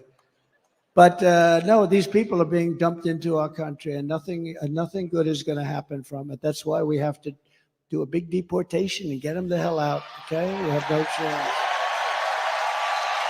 Meanwhile, our crime rate is going up while crime statistics all over the world are plunging. We have become a dumping ground for the world, which is laughing at us. They can't believe how stupid we are, how stupid we are. We're destroying our country. They can't believe what they're getting away with, but they're getting away with it at levels that they never thought possible. In Venezuela, crime is down 72%. Caracas, Venezuela, was a very, very dangerous place. And now, because of the great job they've done in removing their criminals into the United States, next year we're going to have our Michigan rally in Caracas, Venezuela, because it's nice and safe. Okay? Does that sound like a good idea to you? because we want safety. Now, the press is going to write that. They're going to say, Donald Trump proposed next year's Michigan rally in Caracas, Venezuela. They'll say, isn't that horrible? Isn't that unpatriotic? You understand. This is what I have to go with. I'm only kidding, press. I'm only kidding. Although maybe it's not a bad idea. So El Salvador is an interesting one because I know the president. He's a young guy, and he's been getting this great press that his crime rate's way down, and they're training their criminals. Well, you don't train criminals, okay? You know, maybe every once in a while you get lucky, but you don't. So in El Salvador, murders are down 70%. He's saying, yes, we're teaching. He's different. Most of them just say, well, the United States is stupid, so we're dumping all our criminals. He does it differently, smart. He goes, we're working with our people that are causing problems and crime. And he's not working with them. He's dumping them in the United States. And their crime rate, their murder rate is down 72%, 73% and going up. And I don't blame him because if I was running one of those countries, and we're not just talking in South America, but if I were running one of those countries, I would have been doing it much more. They're also emptying their jails. The big thing is their jails. Those jails were packed. Now all of a sudden it's like, oh, isn't this wonderful? They're doing such a wonderful job. They're dumping their criminals into the United States of America, and we're not going to take it anymore. Stupid people.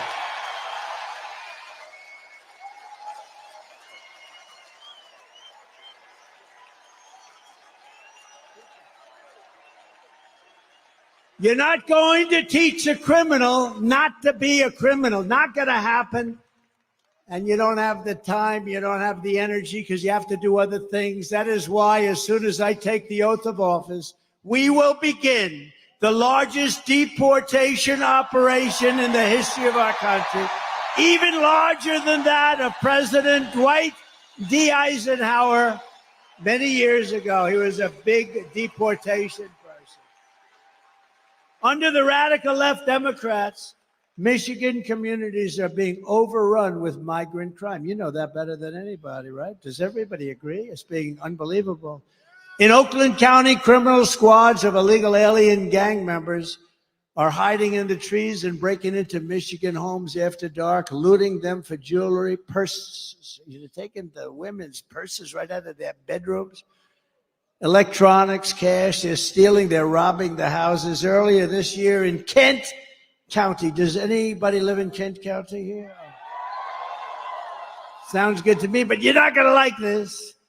A sadistic illegal alien, of which there are many criminals, was sentenced for executing a 22-year-old Grand Rapids woman while she was in her car with her 1-year-old baby, shooting her at least 5 times with a rifle at point-blank range, while the killer was wanted on an outstanding warrant for attempted strangulation of another woman. When I return to the White House, we will stop the plunder, rape, slaughter, and destruction of our American suburbs, cities, and towns. We will shut down deadly sanctuary cities. We're not going to have them anymore. And we will shift massive portions of federal law enforcement to immigration enforcement. We're going to get the bad ones out. We're going to get them out immediately.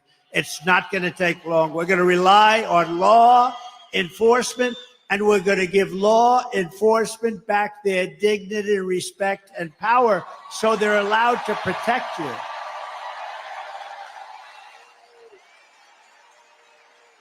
It's no wonder Joe Biden and his thugs are so desperate to stop us.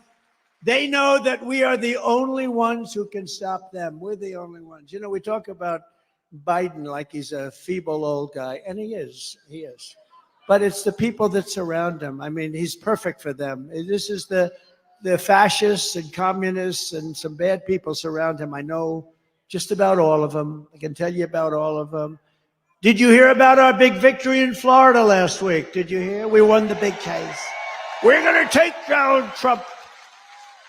We're going to take down Trump. No, when you have a great court system, when you have honorable judges, people that really love the country, good things can happen. But we won that case in its entirety. That was the one. That's going to take them down. They've been saying that for, 8 years now, right?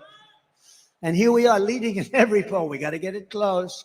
You got it close. You got it close. We don't want to talk too much. I always say, if we win, because I don't like saying when we win, because they cheat like hell. So if we win, but we got to get it close. We're close.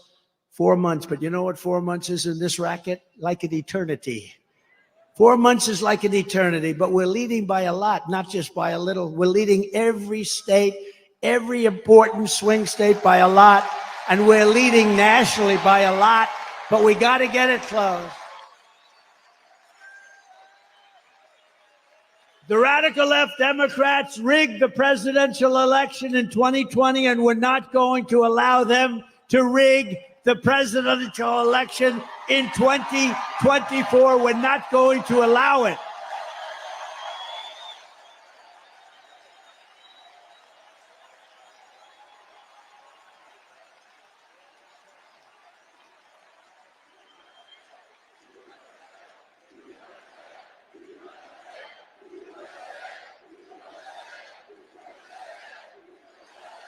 Every time the radical left Democrats, Marxists, communists, and fascists indict me, I consider it a great badge of honor. You know, I've been indicted more than the legendary Alphonse Capone, Scarface.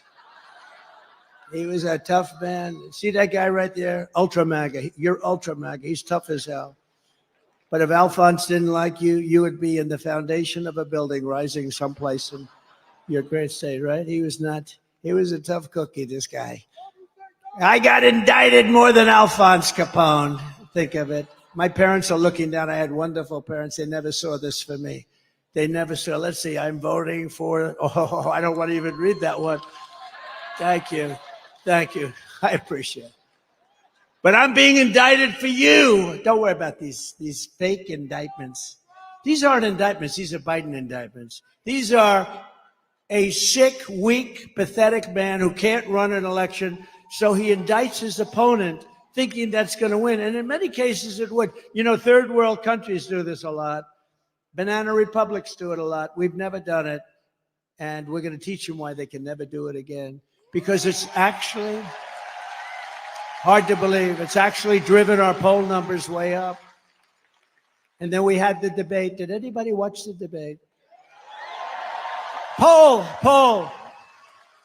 Who won the debate? Biden or Trump? Poll, free poll. I just saved $300,000. Isn't it something these pollsters, I have Tony Fabrizio and McLaughlin back there. I got to be careful. But I just saved $300,000 doing that poll. They interview like 97 people have been interviewed. And Trump is leading by a little smidgen. I got 25,000 people here or something. They got so many people outside. I wish we could include them. I'd love to get them in. Would anybody like to leave now and let the other people come? That's not nice. Never forget, our enemies want to take away my freedom because I will never let them take away your freedom. They want to silence me because I will never let them silence you. And in the end, they're not after me, they're after you. I just happen to be standing in their way, and I always will, right? I always will, fellas.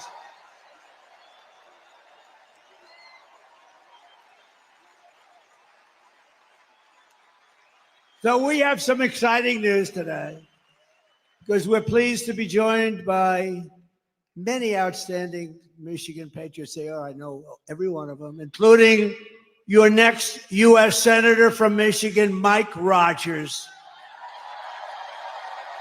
And Mike is just as adamant as me. He'll vote to stop the invasion, end inflation, halt the outsourcing of Michigan jobs, and bring back the auto industry. You are going to double or triple your auto industry within the next 3 years under Trump. Mark it down. Mark it down. Because we're not taking their cars. We want them to build the cars here, using you people to build them. Also with us is another good man who is running for Michigan Senate seat, Sandy Pensler. Do you know Sandy? So I have a big announcement to make then. Sandy has just announced that he would like to do something very important tonight. So you have Mike, who's a total pro, Sandy, who's a total pro. I'd like to ask both of them to come on up, and I'd like to have Sandy make a statement first. Thank you. Come on up, fellas.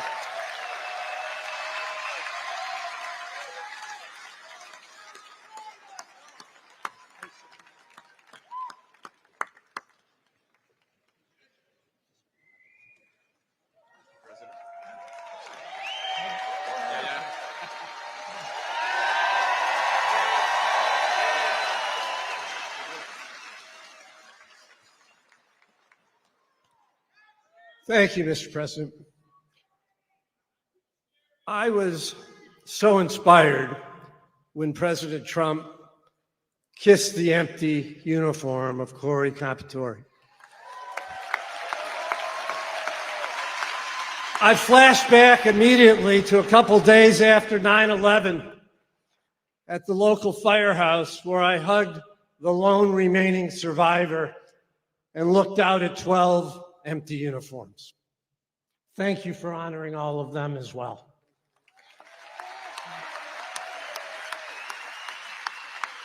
My campaign was always about making America better. The best way to do that is to enact President Trump's policies. Let's go Trump! Let's go Trump! To do that, we need control of the Senate. A divisive continued primary effort hurts the chances of that, and that's not okay. So tonight, I'm doing the right thing and ceasing my Senate candidacy. No, it's not an aha, it's the right thing. President Trump endorsed Mike Rogers. Tonight, so am I.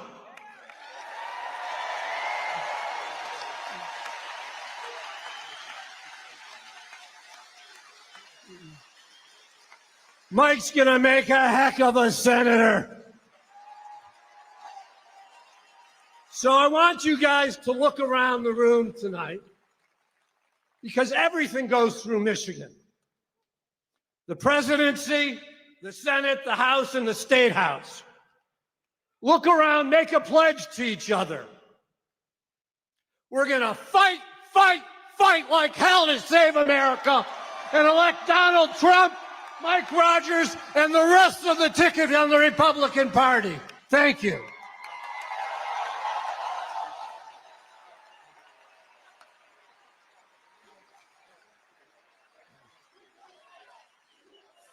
Thank you, Sandy. I am honored to have you stand with us and all Republicans to win the state of Michigan. Thank you for your courage. Thank you for your leadership. You're going to be an important voice going forward in our party in Michigan. And Mr. President, I want to say this as a former law enforcement guy. It wasn't that the bullet took you to the ground. It was the fact that you got back up for America.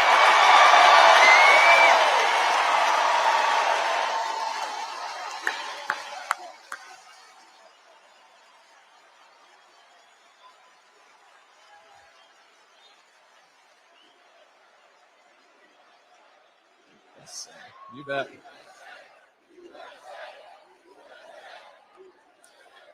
I have spent my career working to protect America as an Army officer, as an FBI agent working organized crime in Chicago, as the chairman of the House Intelligence Committee. I have never seen a more unsafe America because of the Democrats over the last 4 years.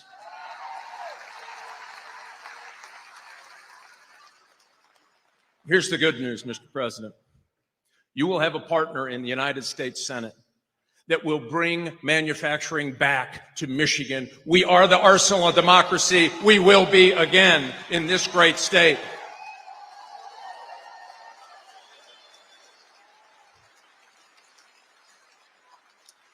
And I'll pledge to you, I will get Department of Justice reoriented to actually going after criminals. We are going to dismantle fentanyl distribution from here to the steppes of China, and we're going to tell China, you sell in the United States, you'll have a price to pay.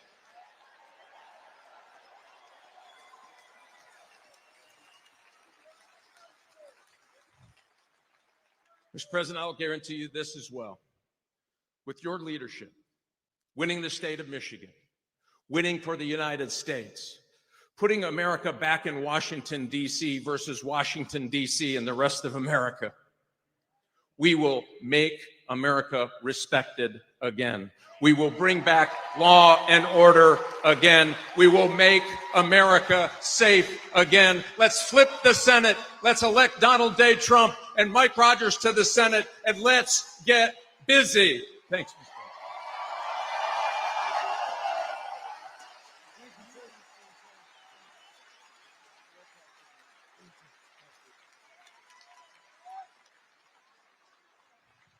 We're unifying the party, and that was beautiful to watch. Thank you, Sandy and Mike. And Mike, good luck. You're running against somebody that's such a bad senator. You don't even, I was there for 4 years plus. I don't even remember meeting that particular person. This is not a senator for Michigan. Mike Rogers is going to be a great senator. He's got gravitas. He really knows his way, highly respected in Washington. And I think, I mean, it should be an easy race. Nothing's easy, but it should be an easy race. So good luck. Good luck. And thank you very much, Sandy, Mike. We're also joined by members of Congress, and they're great people, friends of mine, warriors. Jack Bergman. Jack?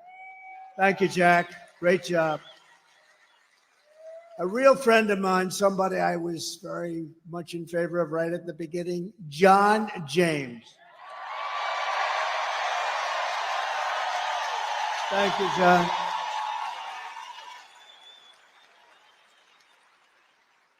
A warrior, somebody who helped me do a lot of different things. He gets things done. Bill Heisinga. Bill, thank you, Bill. Thank you very much. And another one.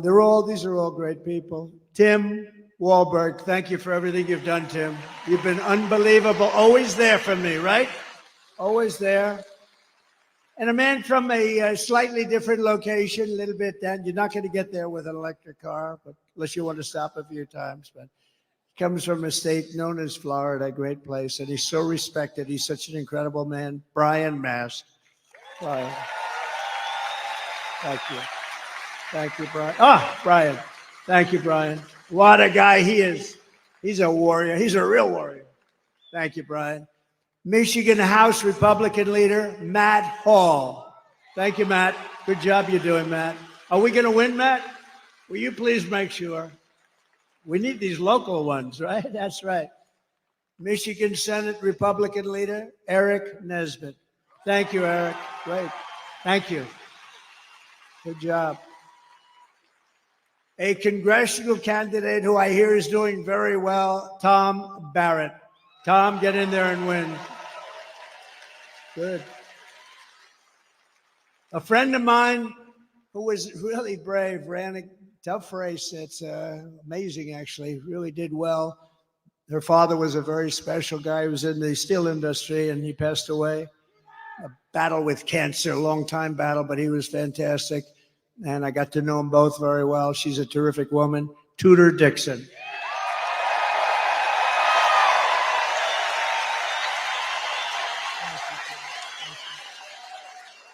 Thank you, Tudor. Ambassador Joe Sella. Thank you, Joe. Good job you're doing, Joe. Very important person in this room, Michigan GOP chairman.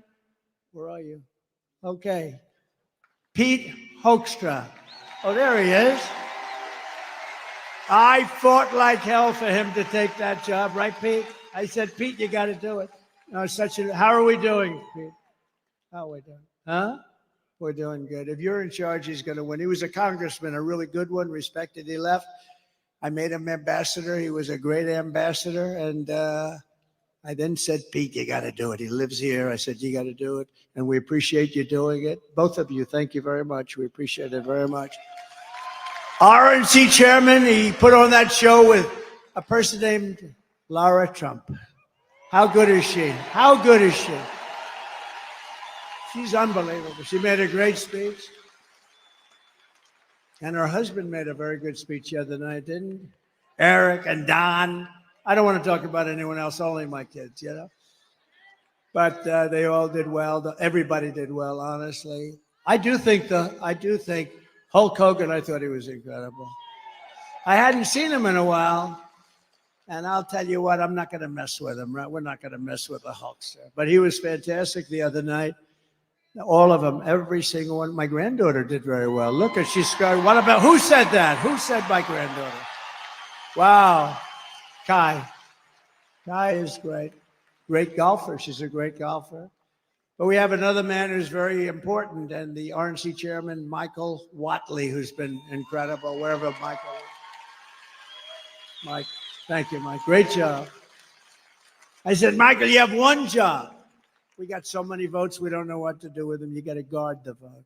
When those votes get put in, they can't be missing. They can't throw them out. They can't stuff ballot boxes. They can't cheat. Make sure. And, you know, he headed up North Carolina.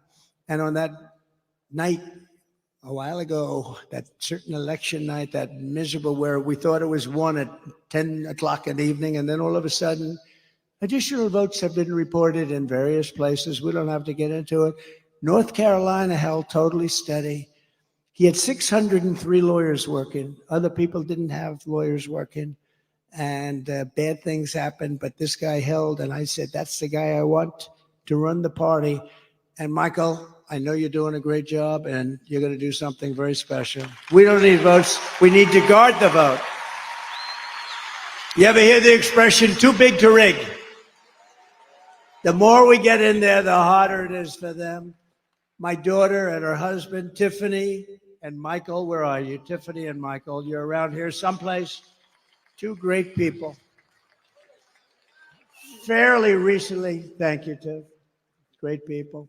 And Michael's father's here tonight, highly respected guy, great businessman, and a highly respected guy. From the moment we take back the White House from crooked Joe Biden and Kamala, I call her Laughing Kamala. You ever watch her laugh? She's crazy. You know, you can tell a lot by a laugh. No, she's crazy. She's nuts. She's not as crazy as Nancy Pelosi, crazy Nancy. Did you see Nancy Pelosi is selling out Biden now? Did you see? She turned on him like a dog. Well, I don't know if he should continue. All of a sudden, where did that come from? She was 100%. All of a sudden, she's not sure. Not sure means he's gone. But no, she's crazy as a bed bug. She's a crazy person. I believe we're going to have the 4 greatest years of the history of our country. I believe that.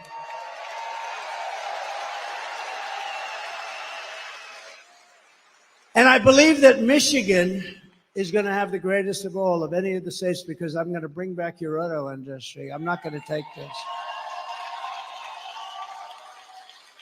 You know, in Mexico, they're building among the largest plants for auto manufacturing anywhere in the world. In Mexico, near the border, they think that they're going to make cars and sell them into the United States and lose all our jobs. It's not happening. And you know who owns those plants? China! China owns them. And we're not letting it happen. We'll put 200% tariffs on, 400, I don't care what would. Whoever is building your plants, we're not allowing any of those cars to come into the United States, okay? We're telling that to Mexico right now. You want to build those plants? A friend of mine who builds plants, that's all he can do. He's a great guy, but his strength is plants. If you say walk across the street, he's not that good at it. But to build a plant, he has no problem. He builds a great auto plant. So I said, I'd like to see one. Take me. He goes, well, we'll have to go to Mexico. I said, what about the United States? No, not so much. He goes, they're actually some of the biggest in the world being built right now in Mexico. I said, this happened over the last couple of years with this stupid president that we have. Stupid. He's a stupid person. And I can say it because, once he weaponized justice, I would never talk about a president like that. Once he weaponized justice against me, I said, oh, wow, that's really incredible. That's never been done before. I can do it. And I'm knocking him out. But sometimes you have crooked judges. We have some real crooked judges, too. That's the only way. The only way I can lose is crooked judges, but we'll get it overturned, anything that happens. But once he weaponized, I wouldn't talk that way. In fact, before this happened, before he did this, I treated him not nicely, but I treated him with far more respect than I do right now. It's one of those things. But we can't let these companies come in and steal our wealth, steal our jobs, destroy our companies, and end up building it 10 miles across the border and think we're going to allow them to get away with it. We're not. They have to build it over here, and they have to use our people. So it's going to happen. And Michigan will benefit more than any state in the union because they stole your auto industry, and we're going to bring it back, and it's going to be at a level that it was in its height. Okay? You hear that, John James? You hear that? You're going to put John James in charge.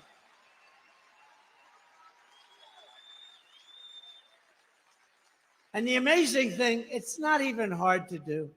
It's not even hard. It's so crazy. If you want to build something in China, you're building it here and you send it over there. We don't want it.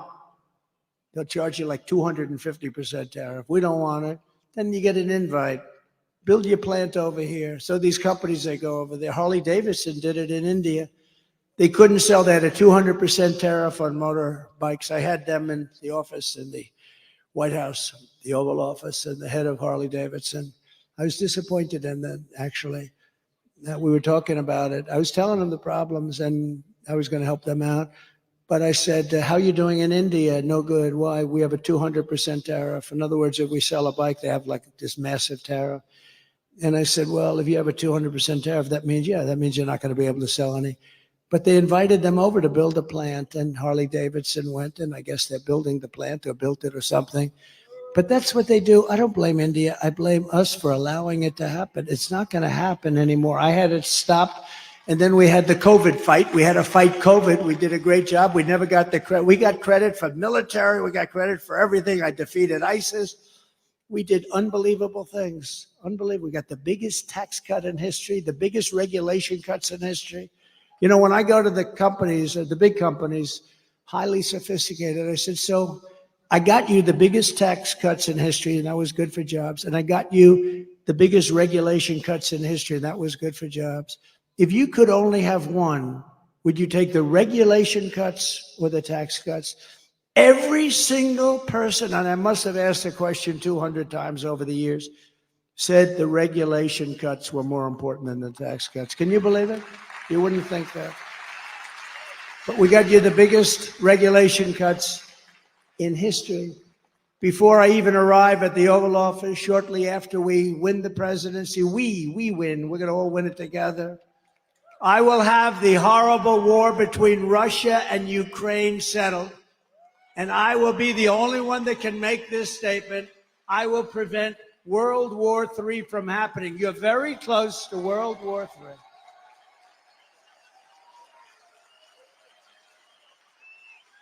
If I was president, the Afghanistan disaster, which probably caused Putin to go in, by the way, he wouldn't have gone in with me. He would have never gone in with me. And he didn't. And by the way, he didn't. But the Afghanistan disaster, not the fact we're getting out. I was getting out. After 21 years, you get the hell out. But I would have kept Bagram. It's 1 hour away from where China makes its nuclear weapons. We gave it to them so stupidly. It's one of the biggest airfields in the world. We built it many years ago for billions of dollars. We were going to keep that. We were going to man it, keep it. Think of it, 1 hour away. You know who has it now? China has it now. How stupid are we? Should have kept that. And the lift should have been done at Bagram, not their little local airport where they had riots all over the place, and then the bombs started going, killing 13 of our great people. obliterating, I heard the number this morning, 47. That's maybe the right number because we're looking at 47. You know that, right? Obliterated 47 great young Americans, their legs gone, their arms gone, their face just wiped out. And hundreds of people besides, hundreds of people. The worst catastrophe, the worst, most embarrassing disaster, I think, ever that happened ever in this country. And because of that, I think Putin looked at that, the incompetence, the stupidness of Milley and these guys that don't know what the hell they're doing. And he looked at it and he said, this is a great time to go into Ukraine. But he would have never done it with me. If I was president, the Afghan disaster would have never happened. Ukraine would have never happened. And October 7th, the attack on Israel would have never happened. Remember, Iran was broke. Iran had no money. They were broke. Now they have $250 billion. But we'll get along with Iran. We'll get along with whoever we have to get along with, but it would have never happened. All of the things, and you know what wouldn't have happened? Inflation wouldn't have happened because I had energy low. Inflation was caused by energy going up twice. I will restore a thing called peace through strength. That's what we have. Remember, I'm the only president in 80 years that I started no new wars. I finished some. Totally defeated the ISIS caliphate. In my next term, we will build a great Iron Dome missile defense shield over our country, a dome the likes of which has not been seen. And it will be entirely built in the USA, and much of it will be built right here in Michigan. Why shouldn't we have the same protection that other countries have, Bill? Why shouldn't we have the same protection that Israel has and that other countries have? And Ronald Reagan wanted to do this many years ago, but honestly, we didn't have the technology. Now we do. 301 missiles were shot at Israel, and almost every one of them was knocked out of the sky. It's an unbelievable technology. And it's our technology, and we're going to use it for our country, and we're going to be a lot safer than not having it. The Iron Dome, we're going to build the great Iron Dome, the latest and the greatest. And much is going to be made right here in Michigan, as you can imagine. And we will not cut one penny from Social Security or Medicare. And they are really, you know, they want to raise the retirement age. Biden wants to raise the retirement age and they're going to. You know why? All of these immigrants coming in, they're trying to put them onto Medicare and Social Security. So not only do they want them to vote, they want to destroy Social Security and Medicare. It's not going to happen. And we're not raising your age. One day, he's going to destroy. First of all, he doesn't have any idea what the hell he's doing. But I kept that promise 4 years ago. Remember, they said, he'll come in and raise Social Security. I went through 4 years. It was never even a topic that was allowed to be discussed. Because we have, between the liquid gold under our feet and all of the other things and the growth mechanism that we have in this country, we don't have to cut Social Security, which people have earned, and we're never going to cut it.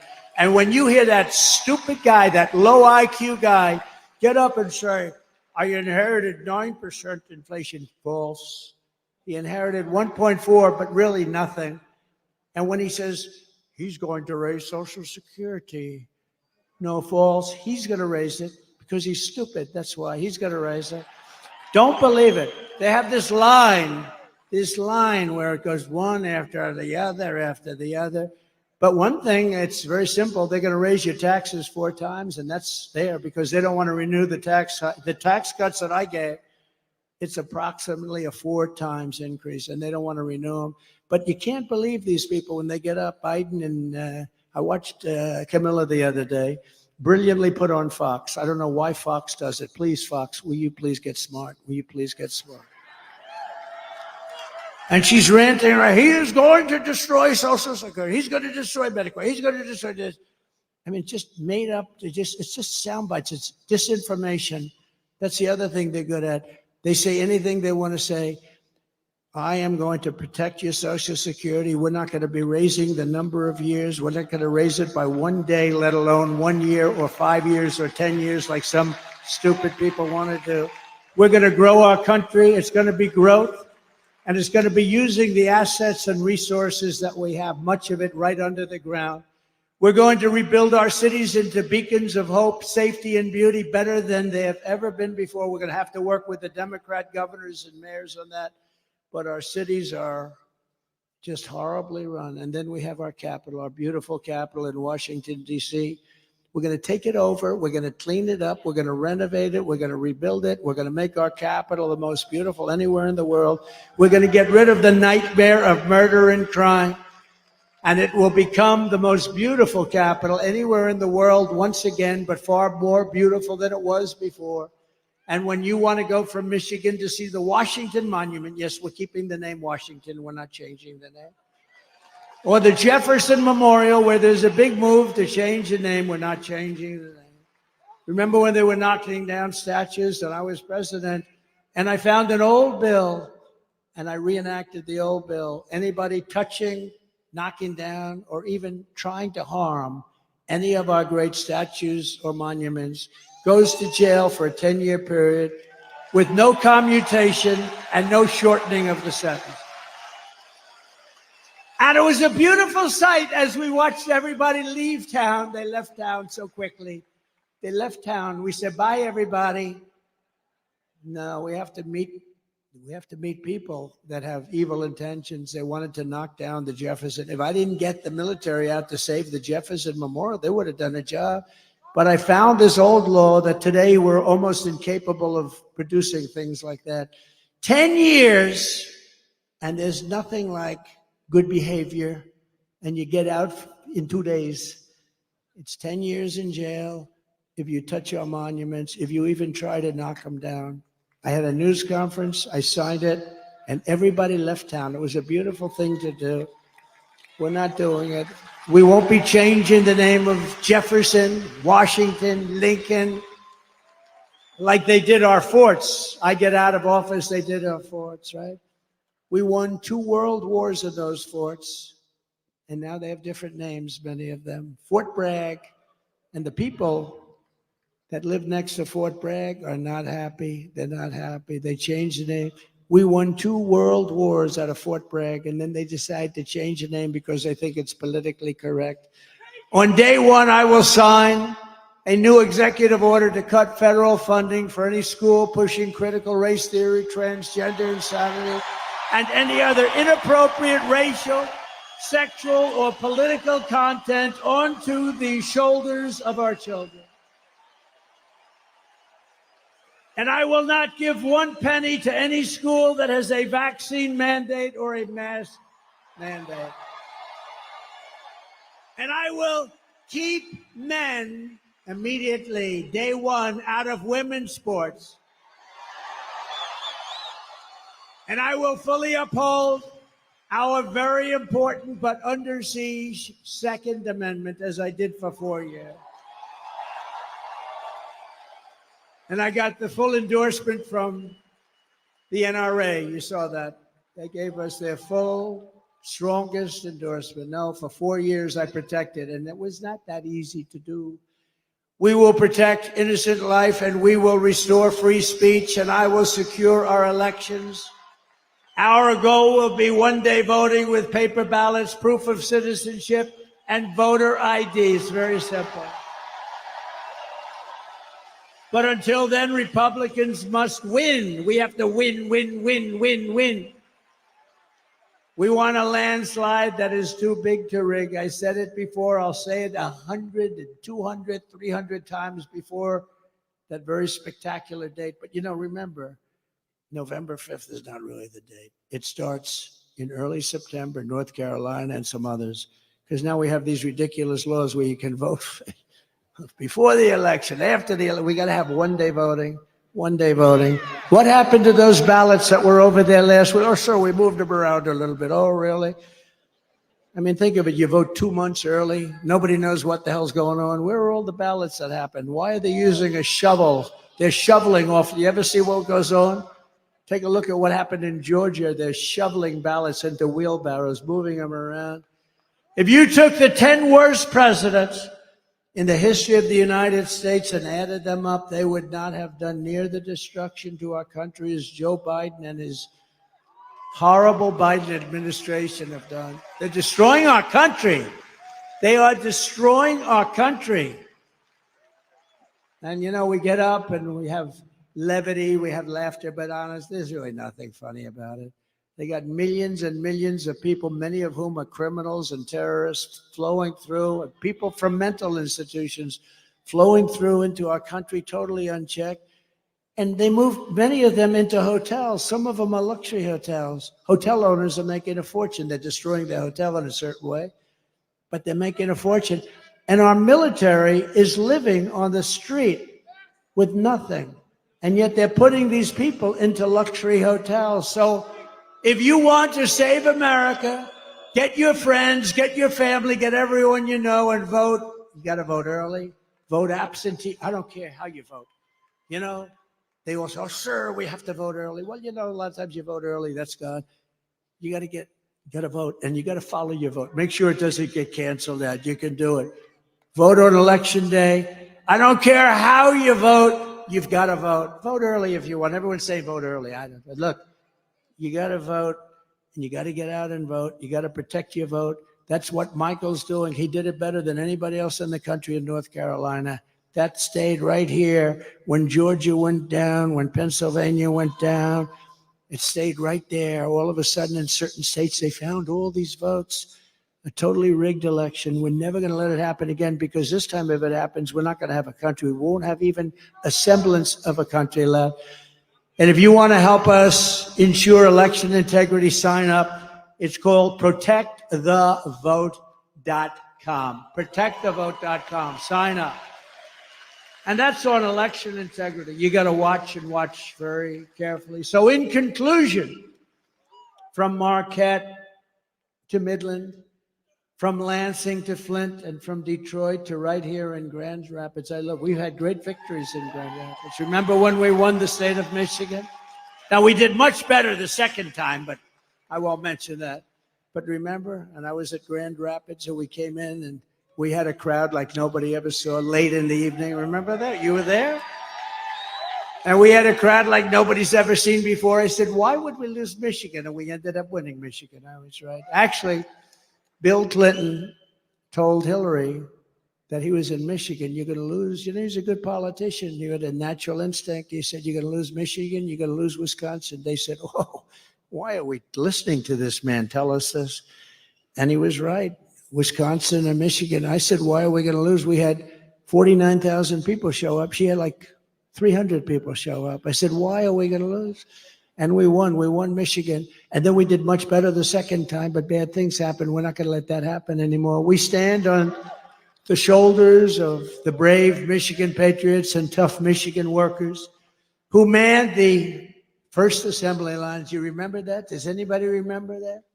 It's a long time ago. Anybody remembers that? They're extremely old. Is there anybody that wants to admit they revolutionized industries and turned the state into a manufacturing powerhouse like no other? And we're going to bring it back. And we're going to bring it back. I'm not talking about lots of other industries. I'm talking about the auto industry, because it's such a big industry. I can say we're going to bring back cement. We're going to bring back all sorts. I'm just talking very simple. It's so simple. It's going to happen so fast.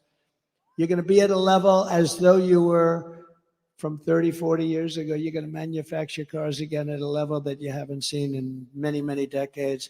You probably have to get rid of this fool, this stupid idiot representing the United Auto Workers, because he sells the auto. You know, I'm much more popular than anybody with the auto workers. We're going to get 95% of their vote. But they have a guy that, I mean, he pushes the electric mandate, and they're going to be made in China. They got to get rid of that guy. He's bad news. Your Michigan ancestors gave us Motown, the Mustang, and the might of the American Midwest. And it really is a might. They forged the steel, laid the railroads, tilled the fields, fought the battles, and won the victories that made America into the greatest and most powerful nation in the history of the world. That's true. It was the most powerful. But now we are a nation in decline, and it's a very serious decline. We are a failing nation. We are a nation run by fools and stupid people. We're a nation that has lost its confidence, its willpower, and its strength. We're a nation that has lost its way. But we are not going to allow this horror to continue. We're not going to let it happen. Less than 4 years ago, we were a great nation, and we will soon be a great nation again.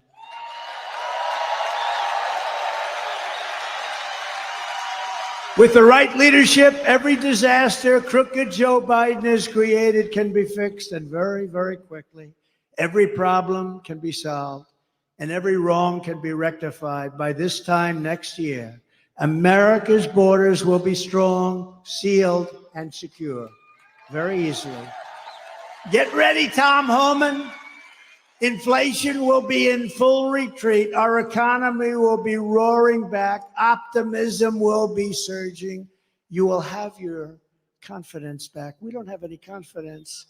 That's like an athlete that can't sink the shot, can't hit the ball, lost his calm. We're going to have you hitting the ball again. We're going to have you playing at the top of your game. The American dream will be thriving again for citizens of every race, religion, color, and creed. Law and justice will reign all throughout our land. Freedom will be restored. The flame of liberty will be burning bright. Crooked Joe Biden, the worst president in the history of our country, will be a fading memory of the past. And our great silent majority, including the once forgotten men and women of our country, will be the one shaping America's magnificent future when I am the 47th president of the United States of America. Thank you.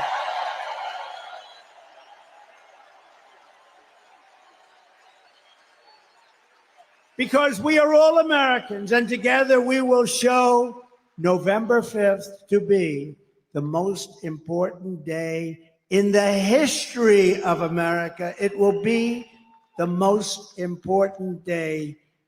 And when we turn it, our country's going to be great again. And if we don't turn it, our country is finished. You know it, and I know it, and everybody knows it. We are one movement, one people, one family, and one glorious nation under God. And together we will make America powerful again. We will make America wealthy again. We will make America strong again.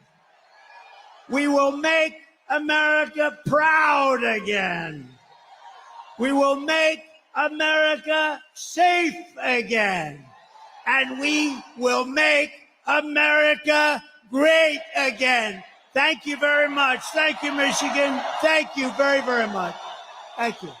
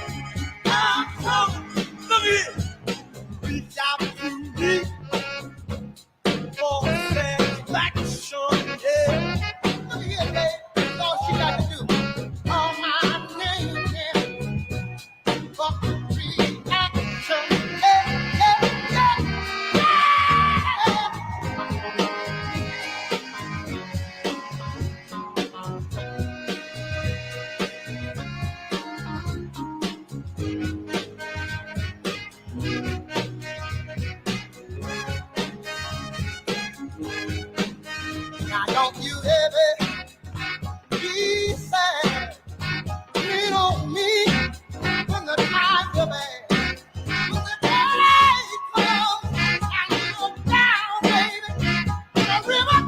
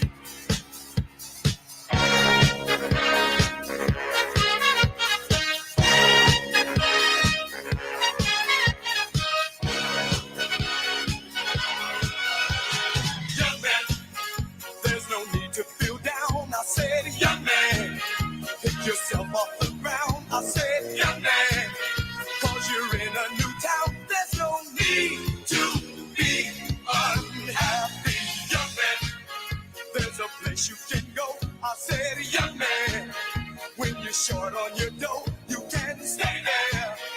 And I'm sure you will find many ways to have a good time. It's fun to stay at the YMCA. It's fun